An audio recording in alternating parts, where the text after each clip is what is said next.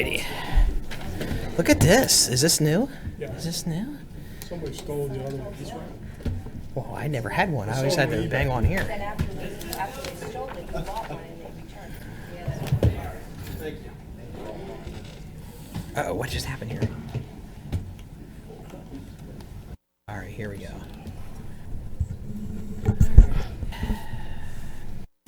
All right, is everybody ready? Get this thing started a little bit late.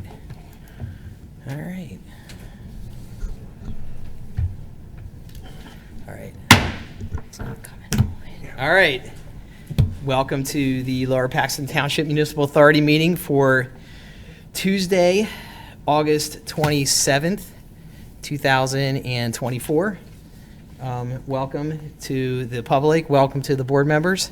First item of business is going to be the Pledge of Allegiance led by Mr. McCormick. Allegiance to the flag of the United States of America and to the republic for which it stands, one nation, under God, indivisible, with liberty and justice for all. All right. Okay, the first item is approval of the minutes from our May 28, 2024 meeting. Did everybody get a chance to read those minutes? Is there any changes, any adjustments to the minutes from May 28th? Hearing none, is there a motion to approve the minutes? Make the motion to approve the minutes. Second. Motion by Mr. McCormick, seconded by Mr. Judd. Any further discussion? All those in favor signify by saying aye. Aye. So carried. Okay. Next item of business is public comment. If you are a member of the public and you have comment to make, you would ask you to come to the podium right there. You need to give your name, address, serial number, all that great stuff, so we can get that recorded into the minutes. So, yeah, the first item, though, we're going to do before we go to public comment is I'm going to ask our engineers over here to talk a little bit about the project on Kenwood Drive in that basin right there, just to give a little clarity, because I'm pretty sure that everybody in the audience here is hear about that. So let's make sure that we give everybody a little bit of a background on the status of that project. Okay. Thank you. All right, so I'm going to go over a little bit of the background and the scope of the project so that Can you just make sure you speak into the mic as clearly as possible? So. Is that better? Yeah, and can please introduce yourself too and everything. Okay, Melissa Smith with GHD. Okay. All right, so I wanted to give a little bit of a background of the project so that everybody could get a feel of the scope and the timeframes for it. So BC 7 and 8 is the project everybody I think is here tonight about. It's the Kenwood and then Devonshire Heights and Devonshire Road. So this is a very large project, and it's due to the configuration of the drainage basins in that area. So the sewer portion of the project is about 6.5 miles of sewer to be replaced, 170 manholes and 420 service lines to the house. The storm sewer portion is about 1.3 miles, about 150 inlets, and there is a removal of a small bridge on Fairmont and an installation of a large culvert in that area. There's 27 ADA ramps being installed, and then the contractor needs to do the restoration of the pavement and the lawns of the work that was affected. So this bid amount was $18.9 million for everything. And the original construction contract's duration was 903 days, which started on April 12, 2022, and it's to be completed by October 1st per the contract. So as of today, we're 868 days into the project, so we're getting close to the end. And there was also some work done by Lower Paxton's crews. I didn't want to miss that portion of it. I think they started a little bit earlier than Dolly did, but they were also doing work in the area, which is not included in the totals that I just gave you.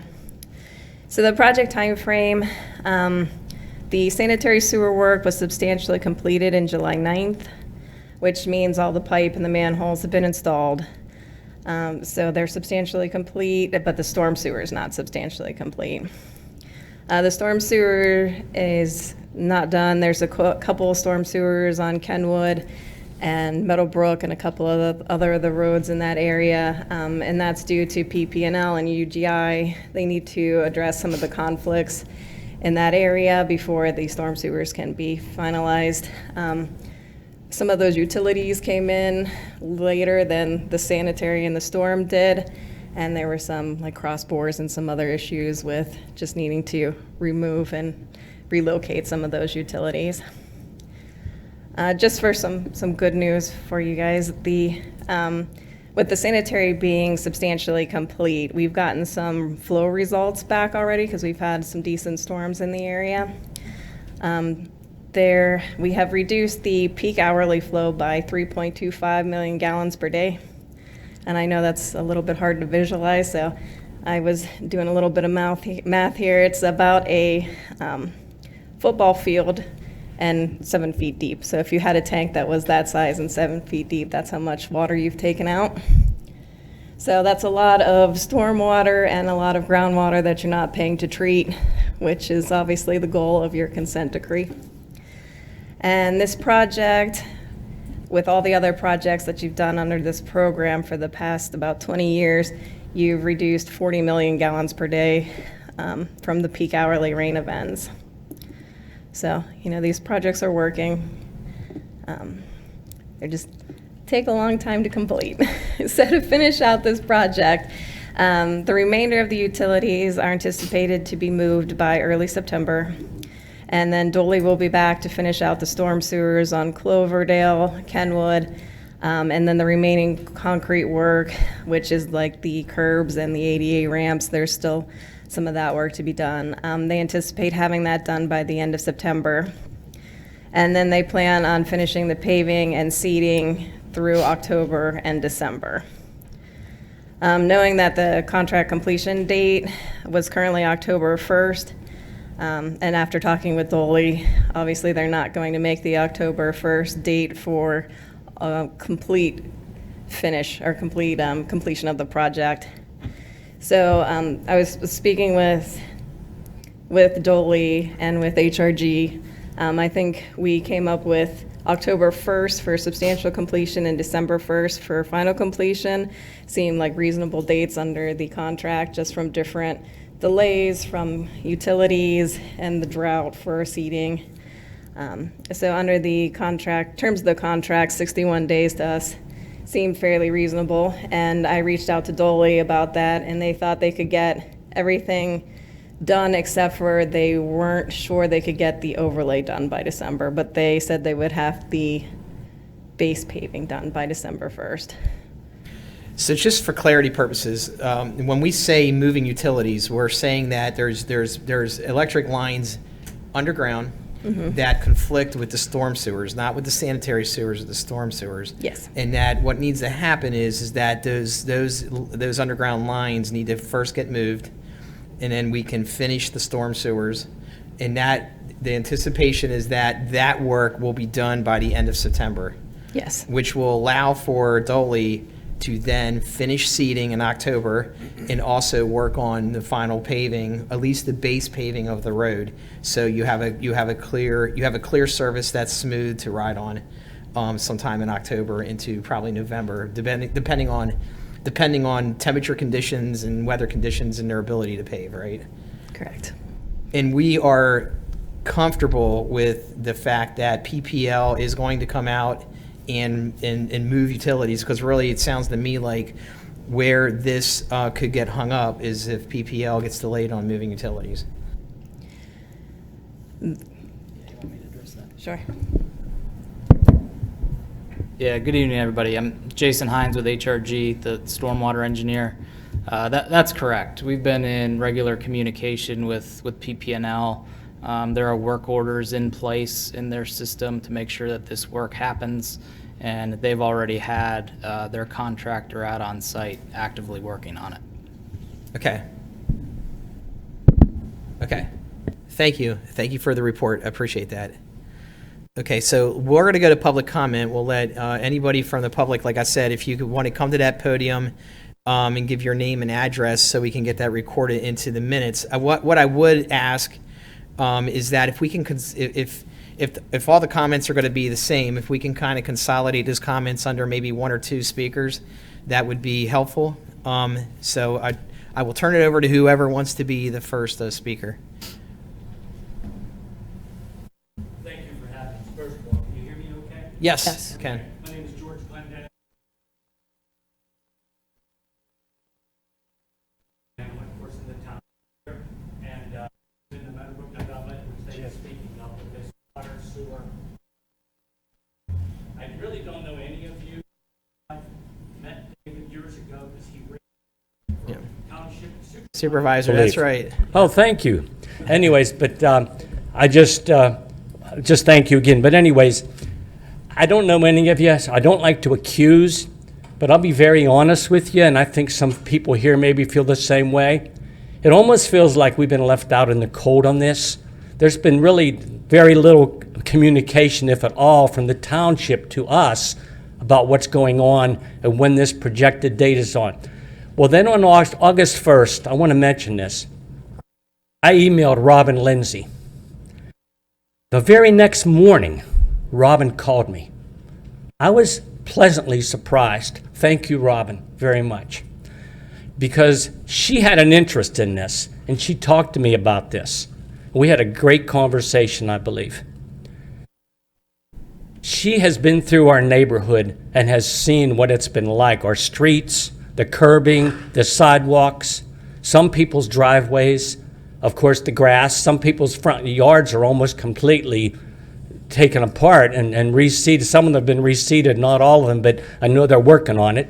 There's still areas between the curb and the sidewalk that need done.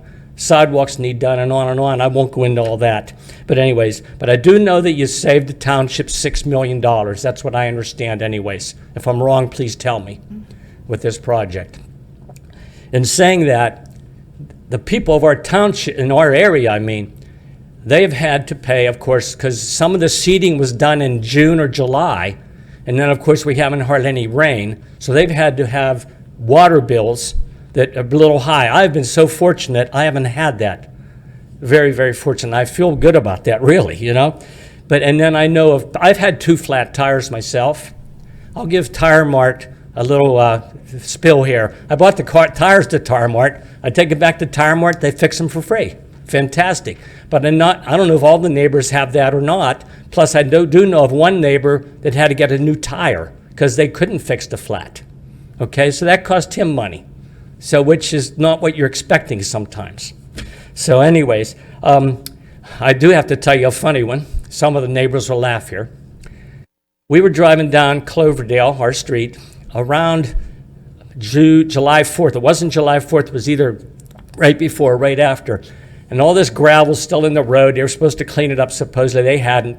My wife had had enough of it. She went in the garage, got our push broom, and went out and swept a good section of Cloverdale near us off the street so that we wouldn't have to drive through that gravel anymore. Some neighbors came out and actually, what are you doing? And she just said, I'm tired of it. I'm just tired of it. So we got that cleaned up. I just wanted to mention too about the sidewalks and the intersections where the curbing is. Please drive through and look at that because school started yesterday and these young people have to go to school. These little kids have to go to school and I just don't know how safe it is. And I was hoping that they would get that concrete done soon, you know, so that the sidewalks in those areas where the kids get picked up at the buses are done, but it's not. So anyways, I will mention this, so I did want to mention this. The workers have been very friendly, at least in my experience. This morning, my wife and I walked, and up on Palmer, they were putting down the forms for the concrete up there in the one curbing area. And I spoke to them, and they were very friendly, you know, just joking around, having fun. And I just wanted to mention that to you because I don't know what you've heard or not heard, but to me, they've been very, very friendly, all of them, okay? Just wanted you to know that. One thing I found interesting is on 2 weeks ago, yesterday, August 12th, they came through and patched Kenwood, Timber, part of Raybuck, Palmer. They started down our street in Cloverdale. They got about a third of the way down, either ran out of time or ran out of asphalt, and we haven't seen them since. So the rest of Cloverdale still hasn't been anything done to it, and we're like, well, what happened there? You know, we'd like it finished, you know, but I'll be honest with you too. Some of the holes are still there because they don't fill some of them in. And you might say, oh, you can't be. Please go and look, and you'll find out. Your car will find out. Here's what I guess I'm asked, just to get to the gist of this. I just heard, I'm glad these people are here to tell us, because we heard this October 1st ending date. I thought, that's not going to happen. I just can't believe that's going to happen. December 1st, now I'm hearing, and it doesn't sound like it's completely resurfaced, though. It sounds like one coat down and nothing else. I don't know what to say to that. I just wonder, this and that. And I don't want any of you to answer this question unless you want to, of course. I know Robin's answered it with me. When was the last time each of you have driven through our neighborhood on all the streets in the Meadowbrook development? I would encourage each of you in the next week to do this, to drive through and look at it. And don't just look at the streets. See if the curbing's been done. See if the sidewalks are done. Just take a look at it all. Please, okay, we'd appreciate that very much. Other thing, they have one crew that I can see doing the concrete work. There's a lot of concrete work there, folks, a lot. So I know you've saved $6 million on this. You could take a little of that maybe and get another crew or two on to get this done. We would appreciate that also. And so I hate to say this, but I shouldn't say hate. I don't like to say this to you, but I'm going to say it anyways, because in a way, it was funny in a way. I told one of the neighbors, he didn't come tonight. I told him I was coming, and I was going to tell you what grade I gave this whole project. I give him an F. And the neighbor said to me, George, you're being kind. That's all, just saying that. But I do thank you so much for letting me speak tonight. I just hope that all you will go through that neighborhood, if you haven't, in the last recent times, because this has been going on, and the streets have been terrible on and on. It just continues. And I guess that's the most frustration, that we don't see the streets in better condition. Thank you very much for listening. If I may, Mr. Chairman, I did talk to you, and I did give him October 1st. We did find out in information session tonight that the engineers made the decision to have the extension. So I just wanted to let you know, when we did talk several times, it was October 1st until we had information session tonight. And thank you, Robin, for everything. I appreciate you No very problem. much. Thank you. I'll be back through again. Thank you. Stop and see me. John Packer, address is 5723 Kenwood Ave, Harrisburg. I'll just piggyback on some of what George said. And no disrespect to her report, but nobody here cares how many miles of sewer drain or anything. He cares about his house, he cares about his, they care about theirs. So no disrespect, but we want to know when, because we've been living with it since January. And everything kind of rolled along. They were doing their lateral lines, getting things done, and then about the beginning of July, it all kind of just ended. They got done what they needed to do, and it's just like they pulled up camp, pulled up stakes, and they were out. And they didn't really care what they left behind, because as he said, you've got sidewalks that are missing 10, 15, 20 feet. You got curbing that's missing the same and more in a lot of places. And what we don't see is any kind of consistency or systematic, start at one end of the street and go to the other.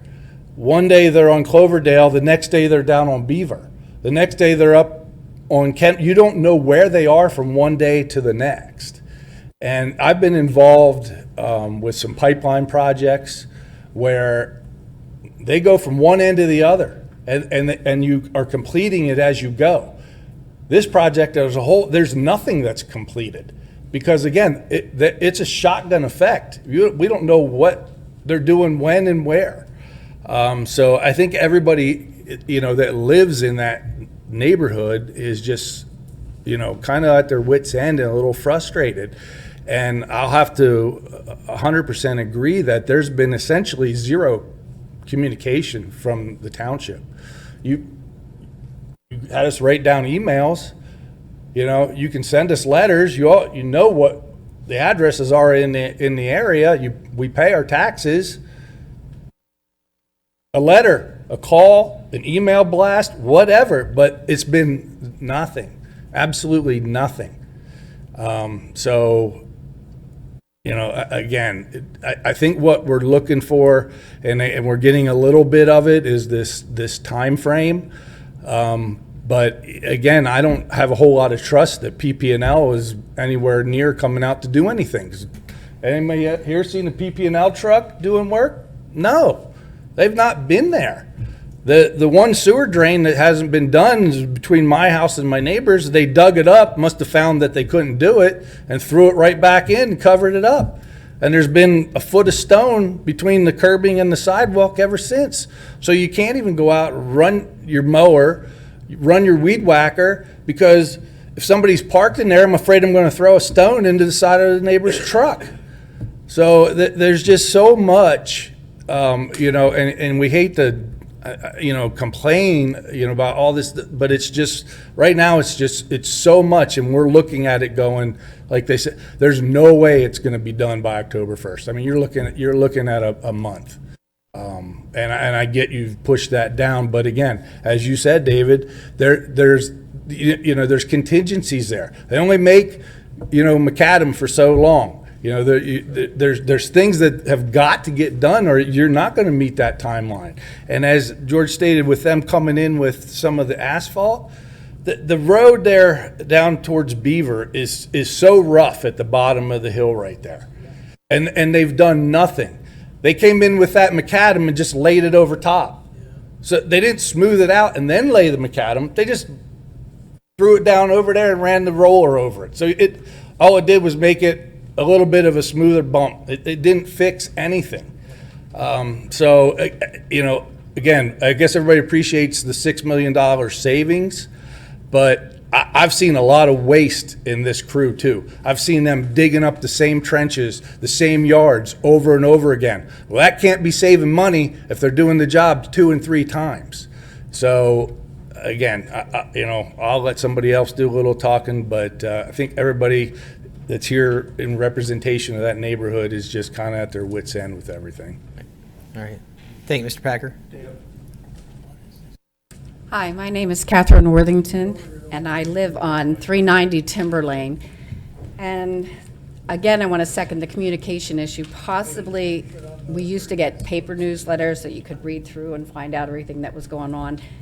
I had no clue, and I know there's more than sewer and stormwater going on because they dug up my driveway and did some other things with those white pipes that are connecting to the house. I'm not exactly sure what all that is, but first they're doing that, and I thought, okay, they're done with my yard. And then they came back and they did some other stuff. And it's just we're all weary. I'm weary, I'm very weary. And I'm also concerned about the end result because most of us live in that area. We have resale values someday down the line. I've been there over 30 years. And Lower Paxton's been a great township to raise my family. I live there alone now, but I'm concerned it looks kind of junky. You've got patchwork sidewalks, you've got patchwork roads, you've got this, you've got that, and it's just, you know, your patience is gone. It's just like, oh my goodness, now what? And my main concern is, what is it going to look like a year from now? Yes, they might repave the road, and it might, I'm hoping it will look like a nice new development again, but I don't see that coming. I'm thinking there's going to be, you know, sink and all kinds of other stuff. So the communication, the other thing was stop and start. Originally, and I second what someone else said, the people, when you go and talk to them, they have been wonderful. They will explain things. Originally, it was township employees, and I said, why the stopping and the starting?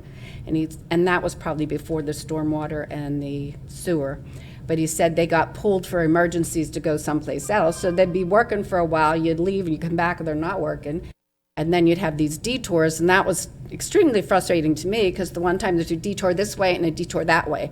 And I'm like, which detour do I take? Do I just go straight through it? But it was just like, okay, so you put up with that, and then other things would occur.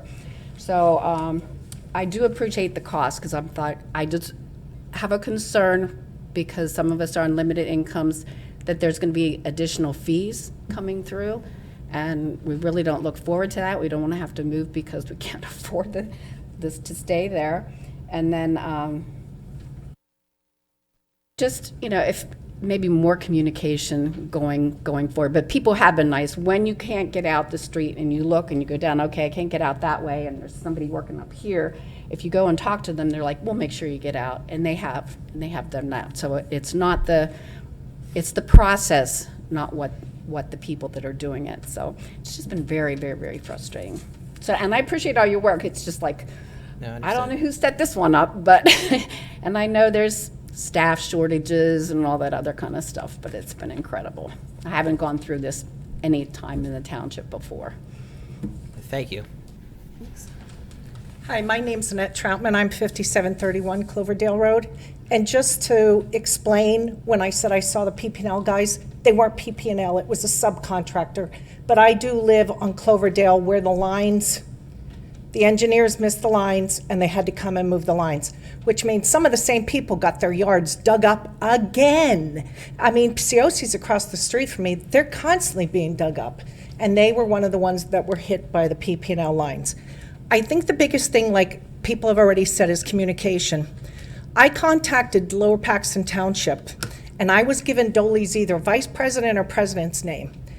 And then I went up, and there was a Lower Paxton employee standing there, and he said, how'd you get that name? I said, called the township. So John Bardo of Dolly contacted me. I have since lost 2 tires in this. People say, why do I drive slowly through our development? It's because my tires are the low rim tires. Okay? They said they fill the holes if they're 1.5 inches. I have pictures. That is not the case. And even one up on Meadowbrook, you had to dodge that pothole. And so Dolly said to me, send me the information, I'll see what I can do for the 1 tire. Okay, so you're saving money, but this has cost us a lot of money. Axles, shocks, tires, even our postman has lost tires. June 19th, I contacted them. I have heard nothing back. I sent them pictures, I communicated with them, and so the thing is, I just feel no one comes back to check on us. After you do voice your opinion, the one day, bag of cement right in front of my house. If it rains, my car is parked right there. If that flies up on my car, I have specks of concrete on me. Now, they had to have seen that they dropped a bag of concrete. Nope, bulldozer comes and runs it over. I literally hosed it down so I wouldn't get the splatter up on me. So the thing is, with the grass and the weeds, I look at neighbors that are pouring their heart into trying to save their yards. No one comes back and checks. They're still a mess. Ours had to be done twice. But it's just communication. When we hear October 1st, we're like ready to have a block party. And then we find out it's not October 1st. You know, before we heard something else. So we are looking forward to the conclusion, but I think you need to hear that not everyone is happy and we are tired of this. So I do think, like George said, take a ride over. We have a handicapped neighbor who goes for a walk. She can't do those sidewalks. My dog fell off the sidewalk once. He's 7 pounds. But you're doing this and it's just taken an eternity. Thank you. Thank you.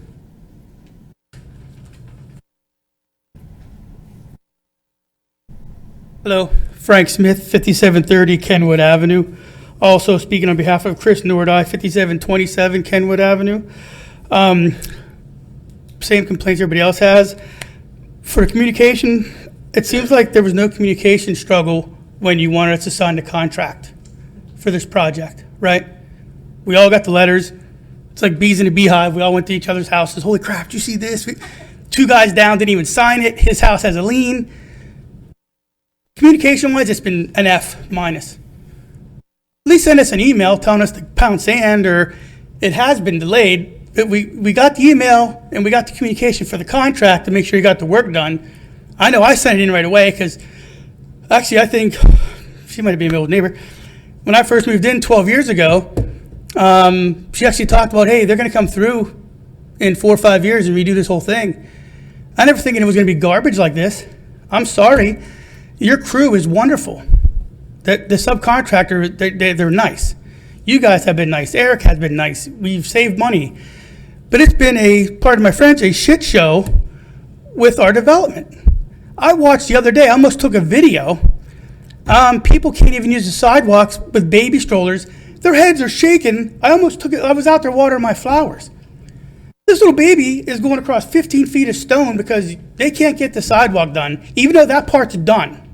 That's, I think, our biggest issue, is you have stuff that's done that's not going to need retouched, that would make our lives just a little bit simpler. Like George said, from that money you save, let's get the sidewalks done, for Pete's sake. That is horrible. Cutting my grass. My kids shot a stone onto my house, which I just paid $5,000 to get it painted, which, second of all, our houses are trashed from the constant traffic of construction. I had my driveway redone.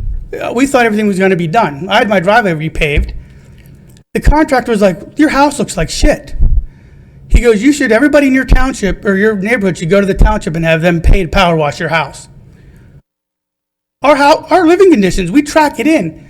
Just like she shoveled the stone off the road. I was doing that all summer. Every Friday, because they work Monday through Thursday. They wouldn't run that street sweeper. It would take them 20 minutes to run down the street. I'd go out there for an hour every Friday and clean the stones up in front of my house, from Steve's house down to Sonny's. So we weren't tracking all that stone and crap, and we park on the street when we're allowed, flying stones onto our vehicles. I was told by John from Dolly, it's a construction site. I get that Monday through Thursday. I get that. I get that. Those guys have a tough job. I would not want their job. I praise you guys for doing what you do right now. I would not want that. That's thankless. But just a little bit of courtesy and consideration. Cost-wise, for me, my water bills were over $200 when they reseeded my yard. Then they came back with a skid steer through my front yard after you replanted it, and then finally did my sidewalk that they dug out from my sewer.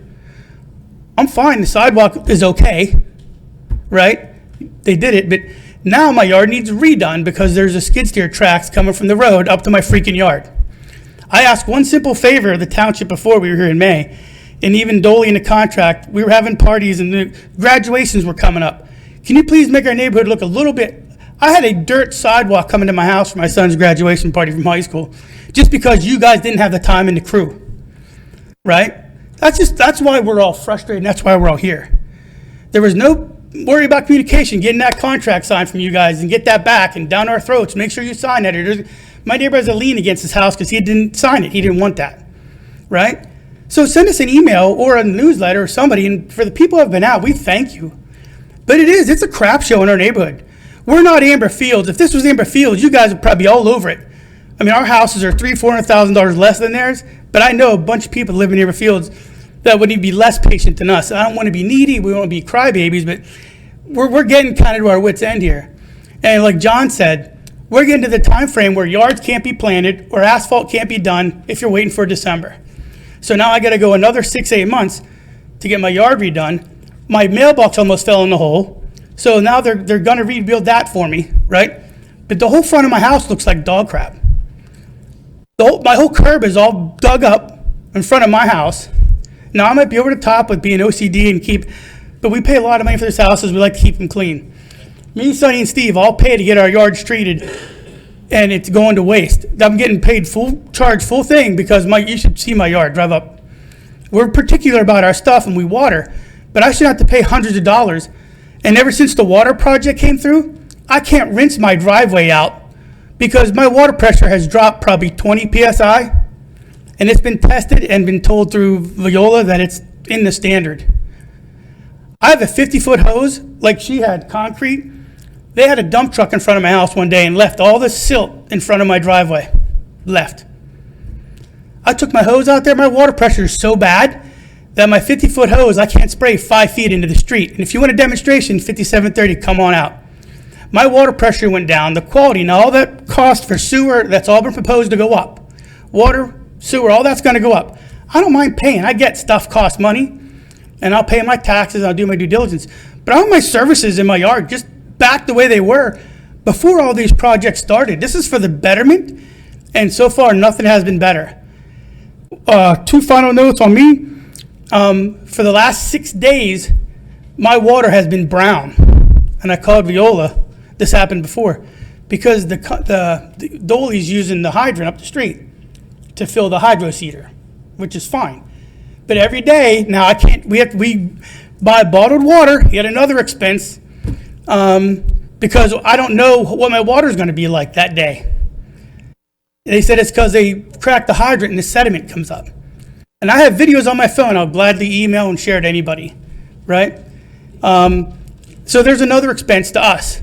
You saved money, but it's costing me money, right? Now, you can't help that there was a drought, but the seed that they're using is garbage for the hydro seed. And we have examples in our neighborhood of, you can tell what the yard was, where they seeded it, and where it's going. It's garbage. I just went and spent $100 on a bag of seed.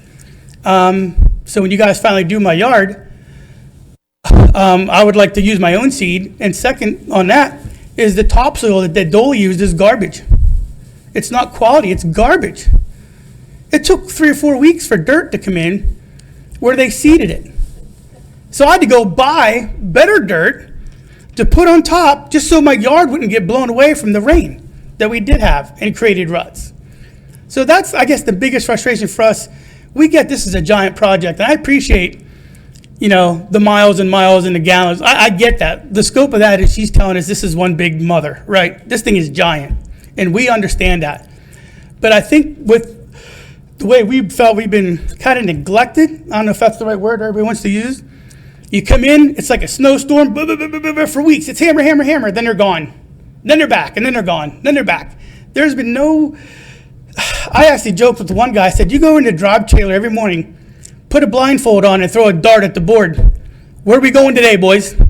Because now all the parking signs are down because they kept falling over, right? So nobody knows, and I'm considerate. Both my kids are in college. One's out and one's in college. But we'll move the cars if they need. But they're driving pipes right over the top of our cars in the street hanging by a chain. There's no need for that over the top of somebody. What if that falls? Oh, we'll fix it. Well, that's another inconvenience to me. I know it's a construction zone, but for love of Pete, some common sense would be appreciated. We just feel like neglected. It's just like, oh, we'll just get it done. And Dolly has a job, and their nose is down. And I've talked to Devin, and he's either in a good mood or a bad mood one day. And he'll tell you to pound sand, or he'll be nice to you. But being there for as long as they've been, we know all these guys. I've given them bottles of water. We've given them sodas. We've talked to them at the end of the day. But at the end of the day, the responsibility, I think, lies on the township of making sure their taxpayers are getting taken care of, and in the right way. We're not asking for a lot. Our road is still garbage. They come in, they spot patched. They have a skid steer that drops it in a roller. You wipe your ass with that. All it did is, who said it? Smoother bumps. That's what it did. When for 2 months before that, all it was stone until we were here at the May meeting and complained, and they finally patched it per the contract. Once again, for the contract, we made sure we got that info, we got it signed, but there has been nothing other than talking to the people on the street and coming to these meetings that as a taxpayer in that area, we should at least have some communication. Hey guys, sorry for the inconvenience. We had a backup, we had this, we had that. And that's all we ask. We just ask, hey, just some common courtesy and not neglected, right? Because there's a lot of rumors on there, oh, they ran out of pipe, or they did this, and we did hear finally about the PP&L stuff, which, none of us have faith in that because we've all been there waiting on PP&L to do something, right? So we'd like some communication for the PP&L project. We'd like to say, okay, hey guys, PP&L is going to come in and make sure they do that for your storm drains, because that is what it's held up on. They got that field down by off of Beaver all cleaned up now and pipe laying on the side of the road. So they're getting some phases done because we were told that our sidewalks and curbs would be replaced due to the phase. Well, that's a lie. They went past my street. They just did that. Well, they just did all the curbs and the sidewalks. Mine's been dug up since June and not done. It's a safety thing. Like I said, the baby on strollers going through. You can fix my yard. You can fix all of our sidewalks because all that stuff is dug up and all is done, and they're not redoing that again. And they did my yard twice. My yard was already dug up twice because they didn't do my sewer correctly. But Okay, well, yeah, thanks. I appreciate that. So I think the message I think we got the message loud and clear tonight that communication was poor. And we need to do a better job on yes, Mr. Packer? Is there somebody here that is the project manager that can speak to it? I mean, I know you're the chairman, Dave, but you're not out there working. Yeah, You know I'm what I not. mean? You're not dotting the i's, crossing the t's. Right. Is there somebody here sitting up there that is actually, daily involved, that can give us a better report? I would say that there's nobody up here that is daily involved in the project in and of itself. We have township staff that's up here, Mr. Weaver, who's the executive director of the sewer authority, but I would say Mr. Weaver is probably not out there every day.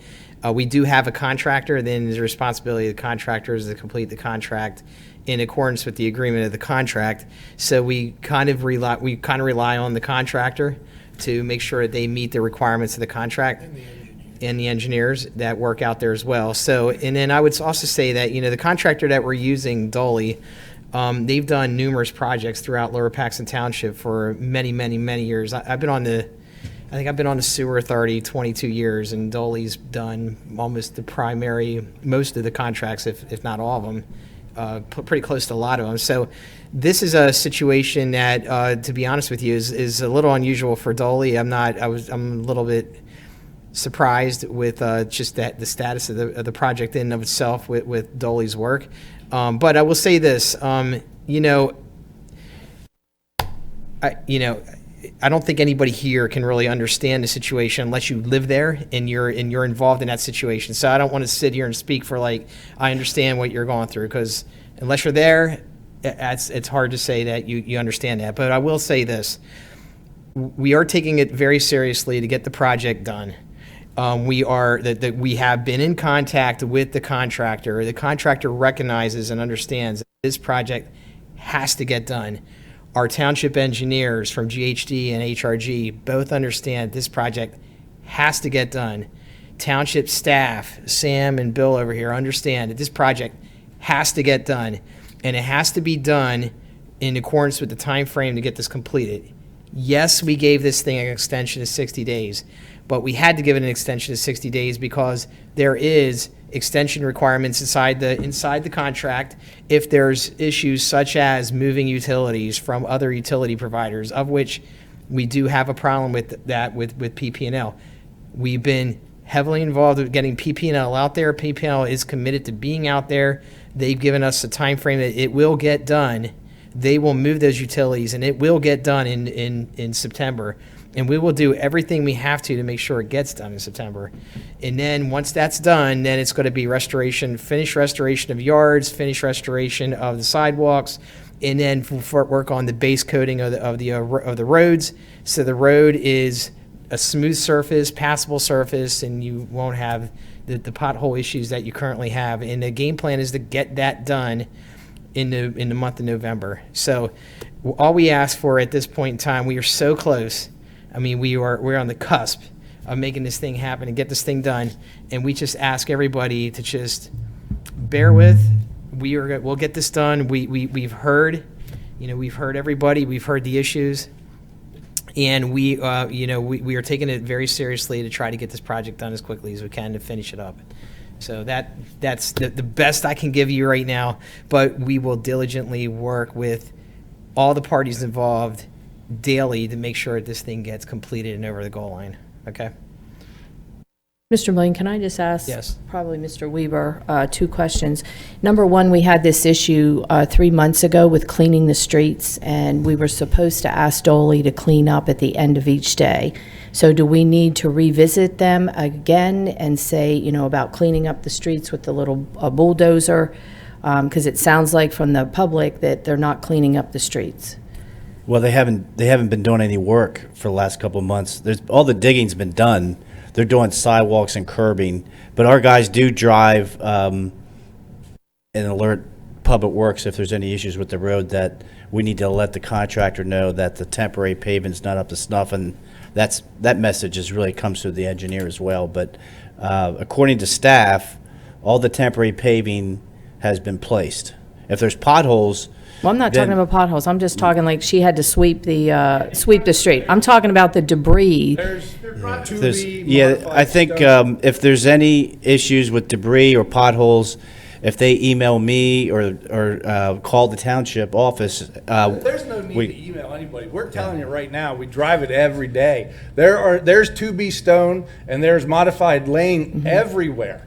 And again, it's not contained in the sidewalks, because there's no curbing there. It just constantly is spilling out. It's just literally everywhere. And if you saw the piece of junk street sweeper that they used, you'd understand why. Because it is an absolute piece of junk that a company as big as Dolly should not be using. I never saw one street sweeper come down there. They got a brush that's 4 feet long that they drag behind a tractor, and all it does is kick stuff everywhere. There's a better chance it's going to blow out a window than clean off the daggone street.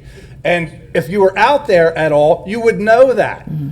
Or you need to listen to what everybody's telling you for months. And I hate to be the one to jump up here and be a big mouth, but I'm not going to sit there and listen to this mealy mouth send me an email and I'll get on it. Bull crap. Get on it now. You've known for months that it's an issue. The last meeting they were here saying the same stuff was May. Okay, well, All we're asking is, so Bill, we're asking for the public to give us the complaint, and we'll address the complaint. We can't address the complaint unless we know what it is. Sir, there needs to be a township Township supervisor. people out there. Yeah. Every day, and they drive around their white trucks, sit sit in their trucks and play on their phones. can you give your name and address, Okay. please? My name is Stephen Blaine. I live at 5732 Kenwood Avenue, Harrisburg, PA. I've been here 3 months ago. Same complaint, Mr. Weaver. You have two supervisors out there drive around. We tell them, hey, can you clean the road up? Can you patch the road? You have another guy sits in a gray car. I don't know who he does, but he goes, well, I tell him. Nothing happens. And, some of this stuff we wouldn't be here if you would have just fixed the sidewalks. This gentleman right here, he didn't have a front sidewalk in front of his house for how long? A month? 6 weeks? You couldn't even walk in his house. It was like awful. And it's just like, and now the work that I'm watching, I took a video of the one thing. Have you guys been out there to look at the work the cement guys are doing? It's awful. I mean, one guy, well, there's a curve in the road. Well, if you look at the other side, it's straight as an arrow. So now the road goes like this. And it's like, well, that's where they put the drain. Did anybody come out here? Has anybody gone out there? Raise your hands if you went out to our neighborhood. Been out 3 times. 3 times. Stephen. So, and I know Mr. Blaine's been there for other reasons, but with that said, have you been there, Mr. Weaver? I just want to address the whole public's complaint. If we get a complaint in writing, we can address it, but we need it in writing so we can document you have a complaint. If it's not addressed, then we'll have. The guy in the white township truck. What's his purpose? Okay. We paid him how much an hour to drive yeah. around? Okay. We're talking in generalities. We can't address Bill, complaints unless Mr. we have Weaver. them. Yeah. Okay, let's do this. Okay. We were here 3 months ago, and literally not much has happened. And we got the same complaints. And it could have been addressed, some of the stuff, like fix the sidewalk, for God's sakes. The sidewalks have been sitting the same way, that he could have fixed them a long time ago. So, all right, enough said. We got one more. We got one more. Hi, I'm Adam Whistler. Hi, Paul. I live 396 Timber Lane. I'm on a corner, so I got crap on both sides. But the overall issue really is that there's been absolutely no consideration for the residents and the impacts to our daily lives for 2.5 years. Every road is absolutely wrecked. I mean, not okay. They're wrecked. And it's been that way for a long time. The lack of coordination between projects. I mean, come on, guys. You've got curb people doing 3/4 of a curb and leaving other sections of curb not done on the same street. How is that happening? Can you finish a section of any of this project? And where are the workers? I mean, why aren't they working? They're done at 2 p.m., maybe. Where are the workers? And that's your guys' job, is to hold them accountable. All right, listen. Wait, I want to ask a question because this came up before. There's certain things that they're supposed to do, and there's certain delays that are caused by utility and a drought that affects the ability to plant. And the utility explanation is pretty clear, and we don't control them. So and I don't understand this. So what is when people say they're not there, and why aren't you finishing the curbs? I don't understand, because there's always a reason that I'm not an expert. If you Yeah, can't, there is a reason. If you can't, if you can't finish the roads, why can't you still work on the curbs, the sidewalks? Yeah, the reason is the engineer, Jason and Melissa are better to speak to this because they are the engineer for the contract. They represent the board. The engineer is not allowed to direct the contractor to do anything. They have a contract and they have a time period. So we don't know when they're coming to work other than they call Jim and say, I need an inspector today to do something. So there's a contract, and Jason and Melissa, again, are better. I'll let I understand them that, describe Bill, it. and I won't even, I shouldn't ask, I'm not asking is, why aren't we telling them to do it? I mean, is there a reason, a logistical, a professional reason why they may not be, they have to wait for the utilities for this part of the project, but the curbing and the other things like that? Because several people have brought it up that why aren't they being done, and I don't know. I just want an answer to that. Contract, I'm sorry, Frank. Well, I want an answer. But I'm telling you, I talked to the contract guy, or the concrete guy, because there's one crew, and he says Dolly tells them where to go every day. So there's no, and it's a shotgun effect, like he said. One day I had my patio done, next way they're up the street, then they come back. He says Well, there's that's, only one crew. I'm asking for Yeah. a professional Okay. explanation, because rumors and this and that, I'm just curious. I'm not blaming, I'm not anything. I'm asking why certain things, I know why certain things remain undone in regards to the utilities, but I'm asking, does that affect everything? Yeah, that's a great question, and I'm certainly not speaking on behalf of Dolly, but in working with them over the years, I know that there's always a sequence to construction with these projects, and usually it comes in with the sanitary sewer goes first, the storm sewer goes next, and then all the restoration efforts kind of follow in that same pattern. Based on their operation and how they organize their crews, they do have different staff that specialize in the underground utility work, the stormwater, the sanitary, and then another crew that specializes in the restoration work. And the township's position and our legal authority is, this is the contract, this is the way it's got to look at the end of the contract, and we can't be out there legally, contractually, every day saying, why aren't you doing that, why aren't you doing this? They have to live up to the contract as written. By the end, things have to be done. We can't tell them, do this, do that, at this time. That's right. The contractor is fully responsible for the means and methods of completing the project and the All right. overall schedule of the project. Just, that was my question. I'm sorry, sir. Anyway. Yeah. No consideration for our daily lives, lack of coordination between the projects, and it seems like people aren't really out there working.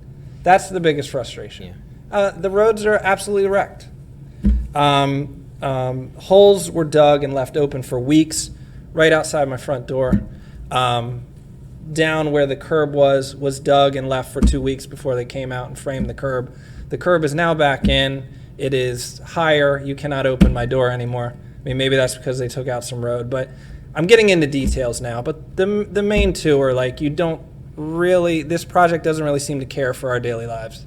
And there's been no coordination. It looks like someone with a scatterbrain and a backhoe just went to town in the neighborhood. So, just for next time, like, there's got to be a better scheduled rollout to this type of large project.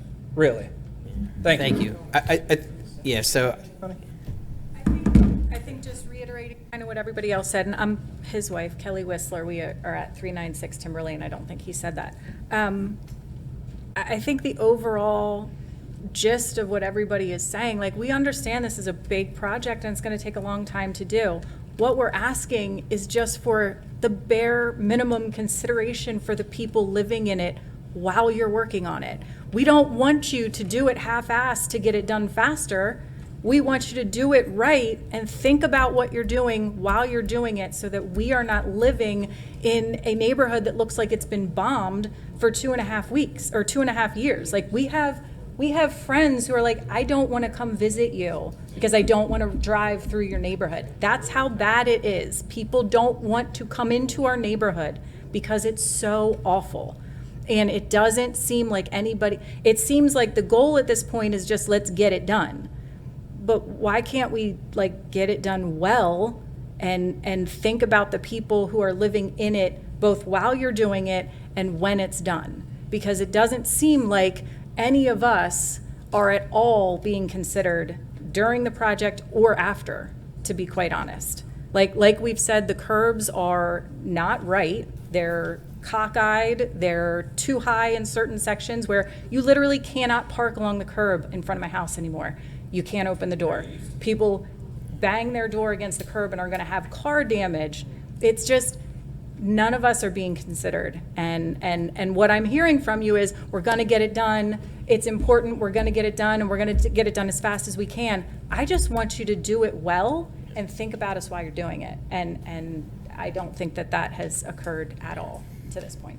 So, thank you. Well, thank you very much. We're gonna, because we got other agenda items we got to get to, we're going to hold on any further public comment.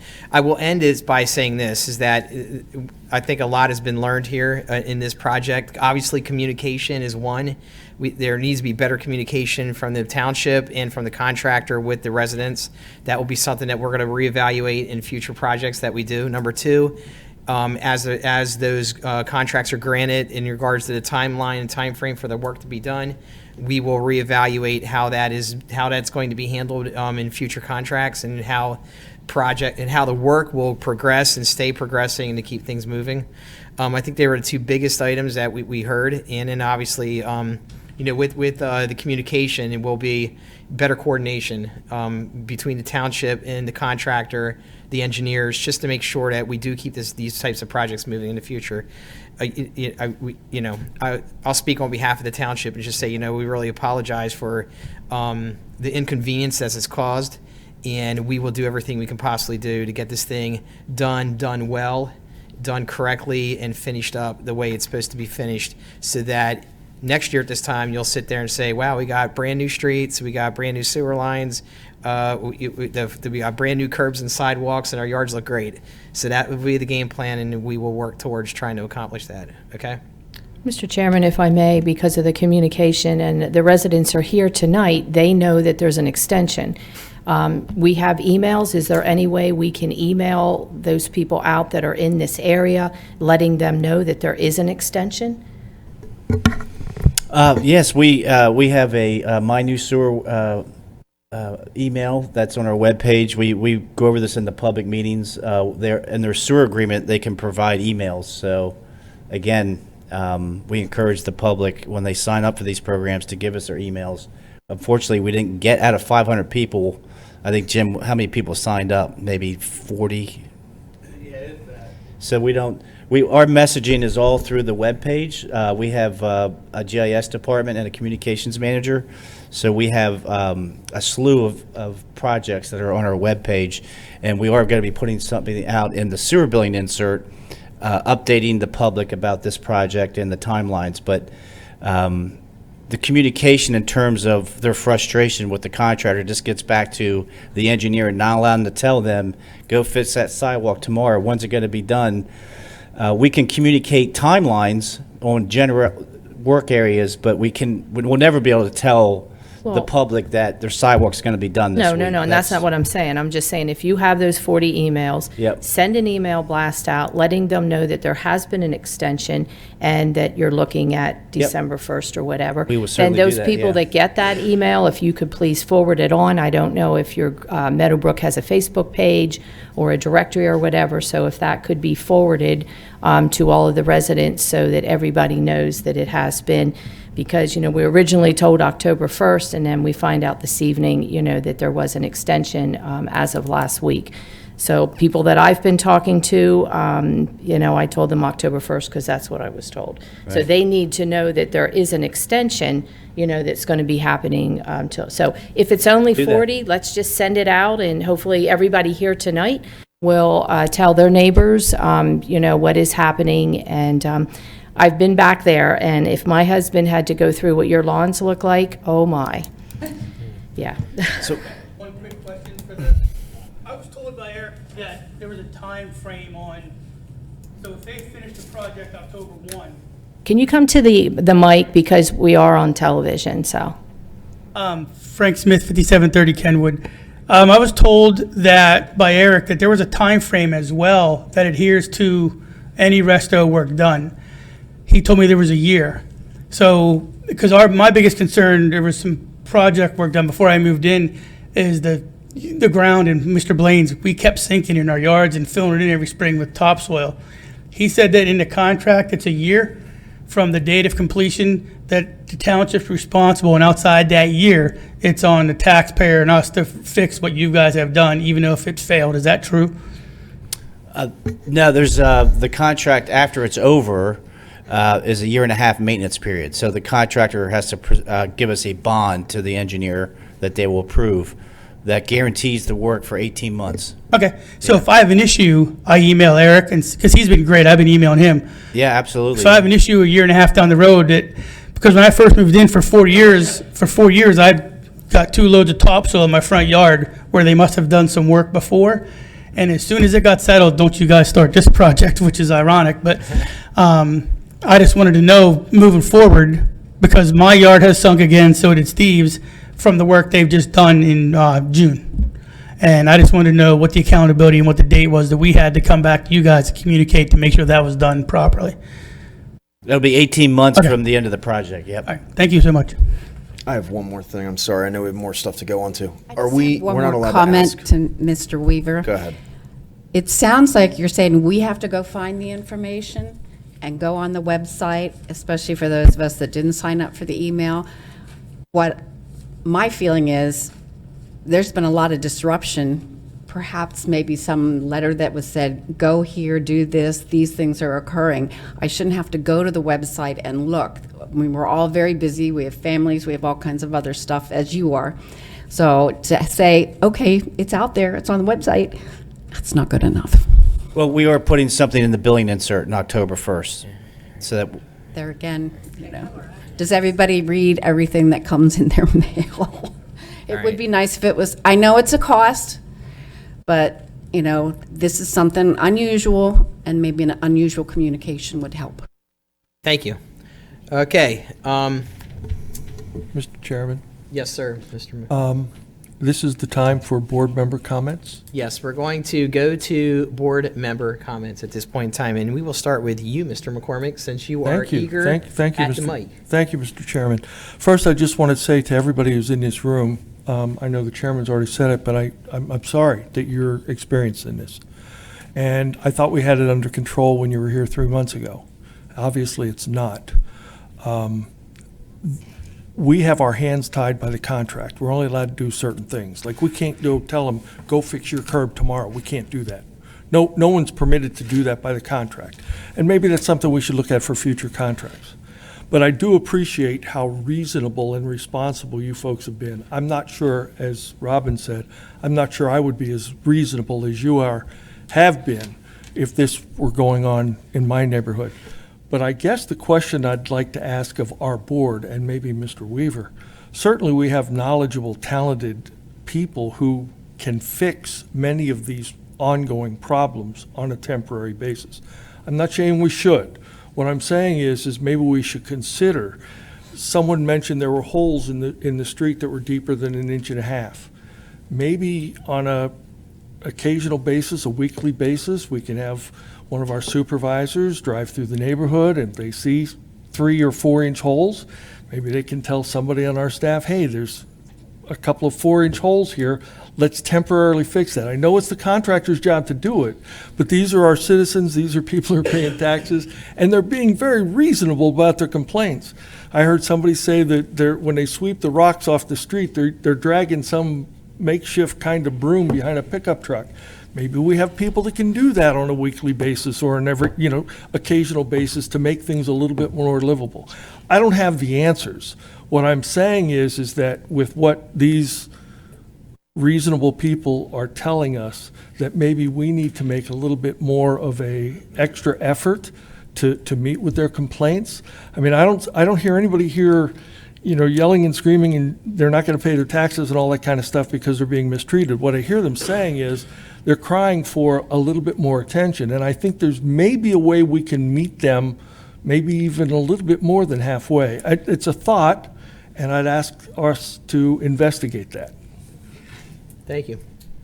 Any other board member comments? Yeah, I'm just encouraging, I know, David, you've been there. I'm just encouraging the rest of the board members, you really need to go out there and drive through. Okay. Any other comments? Anybody? All right, let's move on to general authority business. Let's move on to Resolution 2403, approving the revised stormwater user fee, sewer rental billing, and collection policy. Turn that over to you, Mr. Miller. Thank you, Mr. Chairman. When the authority had made the change in relation to our delinquent collections moving forward to Portnoy Associates several meetings back, we did take time to go back into the policy to review parameters around that. And what you have before you this evening is really a twofold, I guess, approach to addressing the policy. First was obviously addressing all the language to change our parameters and process around the delinquent collection, the lien management system. The second was, this really is to be a public document, public policy, publicly accessible policy, and a lot of it then kind of wavered into more internal procedure policy, SOPs, to say specifically. So we cleaned up the policy in relation to the Portnoy relationship, as well as cutting out some of the things that were more staff-oriented management, and refine some of the other items to be tied in with the way we're really operating within the authority office. So certainly I'd be glad to answer any specific questions about some of the changes. And we'll note we did write it in a fashion that the board will approve it if they are satisfied, and any future changes will be management driven and brought to the board for essentially just really memo presentation to the group moving forward. That'll allow us to have the policy a little bit more flexible for working with staff and any needs of the public. Any questions for Mr. Miller on this policy? It's pretty standard. Anything from anybody? Any comments? All right, hearing none. Is there a motion to approve Resolution 2403? So moved. So moved by Mr. Judd. Is there a second? Second. Second by Mr. Zimis. Any further discussion? Hearing none. I think we do this by voice vote. All those in favor signify by saying aye. Aye. Opposed? So carried. All right, let's go on to the sanitary sewer fund. Review of the draft 2025 sanitary sewer fund budget and quarterly financial report. Board members, I will be presenting the budget this evening. The 2025 budget is in your packet. In typical fashion, I don't go through every line item, especially tonight with the delays we've had with public comment. But certainly, in normal fashion, I'll just go over, highlight a few things. For revenues, which are very important to the board, we've had consistent revenues that Sam will show in the quarterly report. For the 2025 budget, we project $17.4 million, tapping fees consistently at $300,000. Overall revenues for 2025 are projected at $18,760,000. For expenses, there's, again, no major changes to speak of. We'll refine these line items for final approval in November, but the projected authority expenses for 2025 are $20,222,263. I'll be happy to answer any questions on the operations budget before I go into capital. Just real quick, on the line item 36440-429.530, professional services, township management, admin reimbursement. The actual for 23 is 2.5 million, and we're saying the proposed budget's 470 for 2025 is 475. Now, granted, 2024 looks like it's going to come in. Refresh my memory on 23 again. I'll be glad to on that, Chairman Blaine. So, and you'll appreciate this because it came through a discussion with myself and our auditing team. Yeah. In this current year that we're in, we made essentially an adjustment within the management of operating and capital costs for township reimbursements. So instead of all of our township reimbursements being consolidated to one line item, which was a mixture of general admin and office staff, as well as all of our field crews and the supporting structure for the authority, boots on the ground, we have since segregated those functions. So what you see in operating is purely administrative support, such as an allocation to myself and utility office staff. And then in the capital section, you will see the allocated share that is in relation to our field crews. Perfect. So when you put those together, we're in line with budgetary expectations. We're actually under budget, as we would expect to be. But there is a little bit of a visual there you'll have because of that change in this year with that policy. Sam, thank you for refreshing my memory on that. Certainly. Okay. Yep, no other questions there. So, Mr. Weaver, you can go ahead then. Keep moving on there. Thank you, Mr. Chairman. Moving on to the capital budget, the board obviously have seen these mini basin projects before. I just want to highlight a couple things.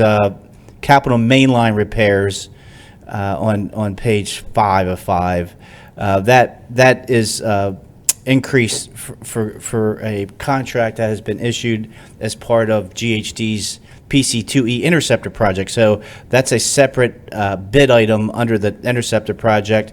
This is accumulation of maintenance items that we've accumulated over the last 3 or 4 years. Jim and his staff, through video televising, ranks these repairs from a 1 to a 5 under the national NASCO standard, and GHD then documents those and reviews them also to support staff, and they have also ranked all those repairs at a 5, which means they have to be dug.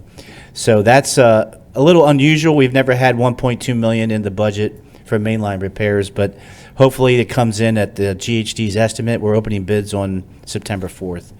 Moving on then, the PC2 Interceptor project, I think we did highlight to the board before. This is as a result of a resident that found an overflow with a broken sewer. Staff and the engineer looked at this project and determined with the age and the defects in the whole interceptor that the whole interceptor needed to be replaced. It's scheduled again to be opened on 9/4 with the main line items as well. Finally, PC3, that's our Claremont project that HRG has designed, and we have $10 million in there that's based on actual bid dollars. So there's an expectation that Dolly, when they finish PC7, will be working in Claremont effectively every month next year, and they have $10 million to complete that project in 2025. The total for capital expenditures for 2025 is estimated at $13,330,000. I'll be happy to answer any questions on the sewer budget. Any questions for Mr. Weaver on the sewer budget? Okay, then we'll hold on that until November for final approval and make sure nothing changes.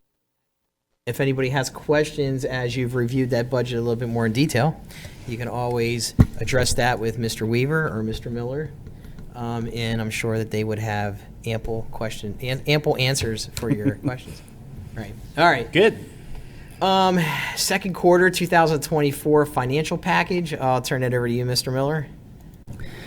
Thank you, Chairman Blaine. As this process through the budget has us looking at the projected data, again, most areas are showing well within our expectations. Operating is showing more positive than we had budgeted, which again, from the rate standpoint, is what we look at most focusedly to bring that initial budget to your attention. Obviously, as part of that budget, there is no rate increase requested for sewer for 2025.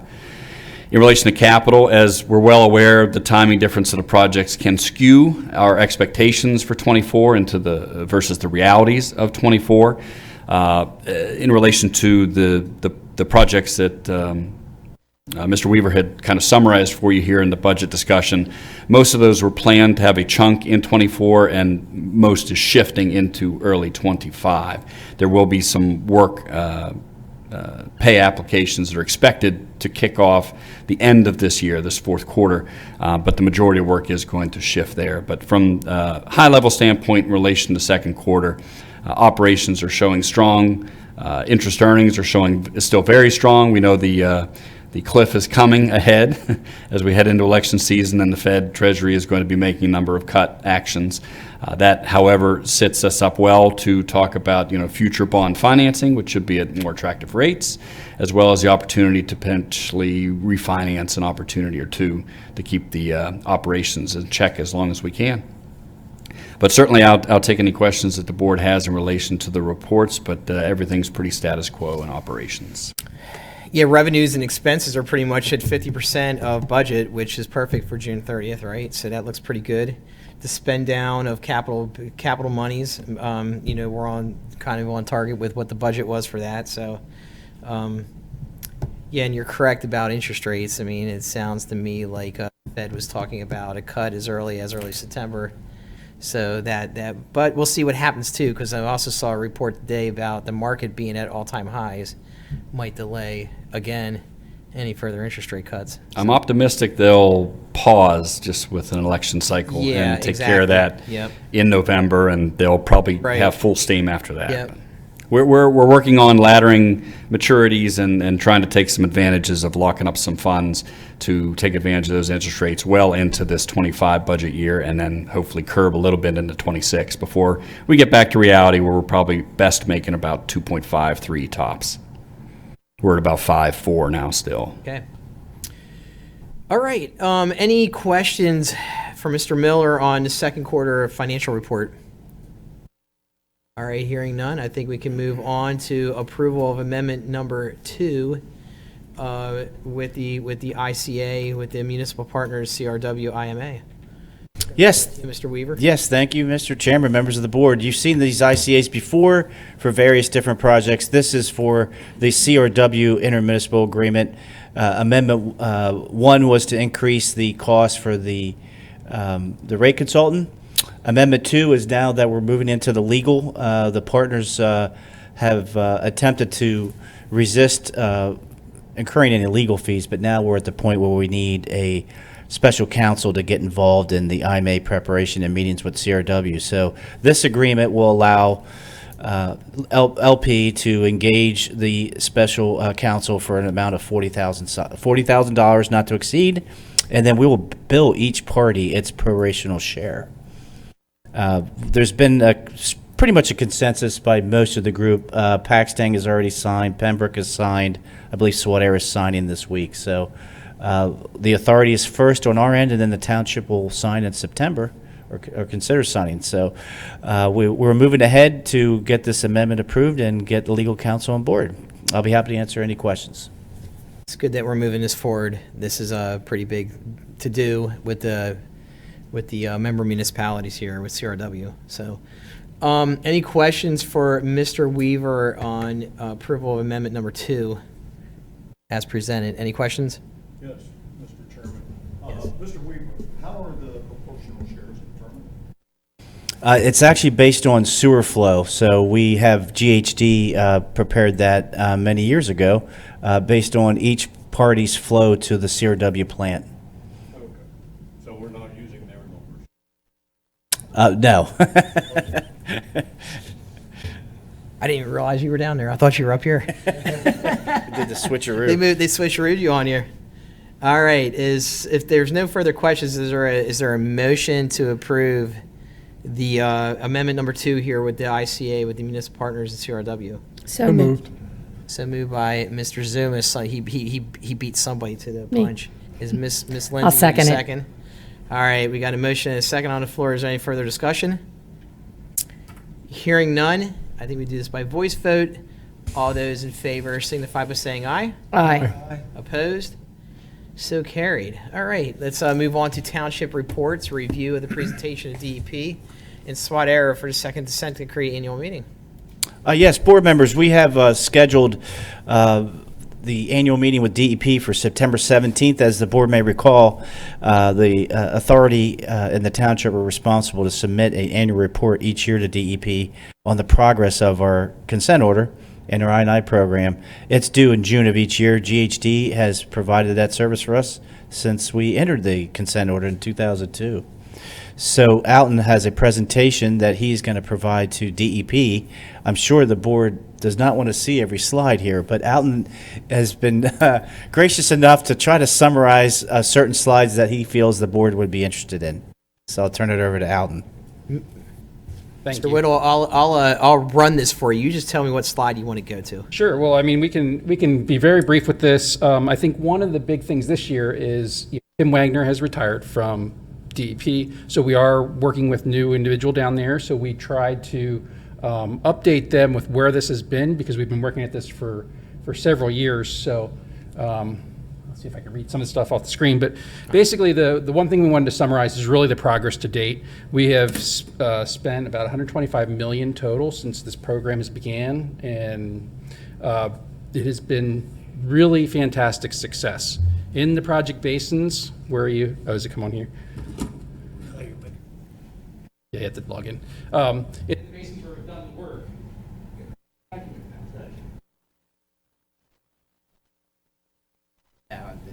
Melissa's got it, so we can see it. Look, I made it as big as I can on the screen for you. Look at that. You know, in the basins where we've done work, we've been getting an average of 90. And the big number there is $3.17 per day of I&R. It's a fantastic. Really fitting your staff. Low and successful. Issues with cleanup, but gallons. Is your microphone on? You should be sounding. The computer landed on it. Okay. And we've removed overflows. So, I remember back when we first started this, we had about 40 overflow sites that if you got an inch and a half of rain would just go.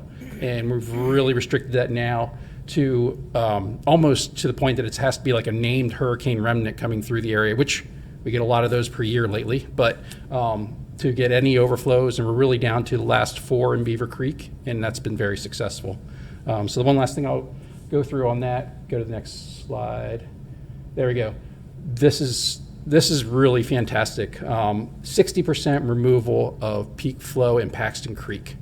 The flows were up at 30 or 23, I think 26 MGD. They are down to 12.6 million gallons. So that is more than half of the flow during peak for where Paxton Creek is.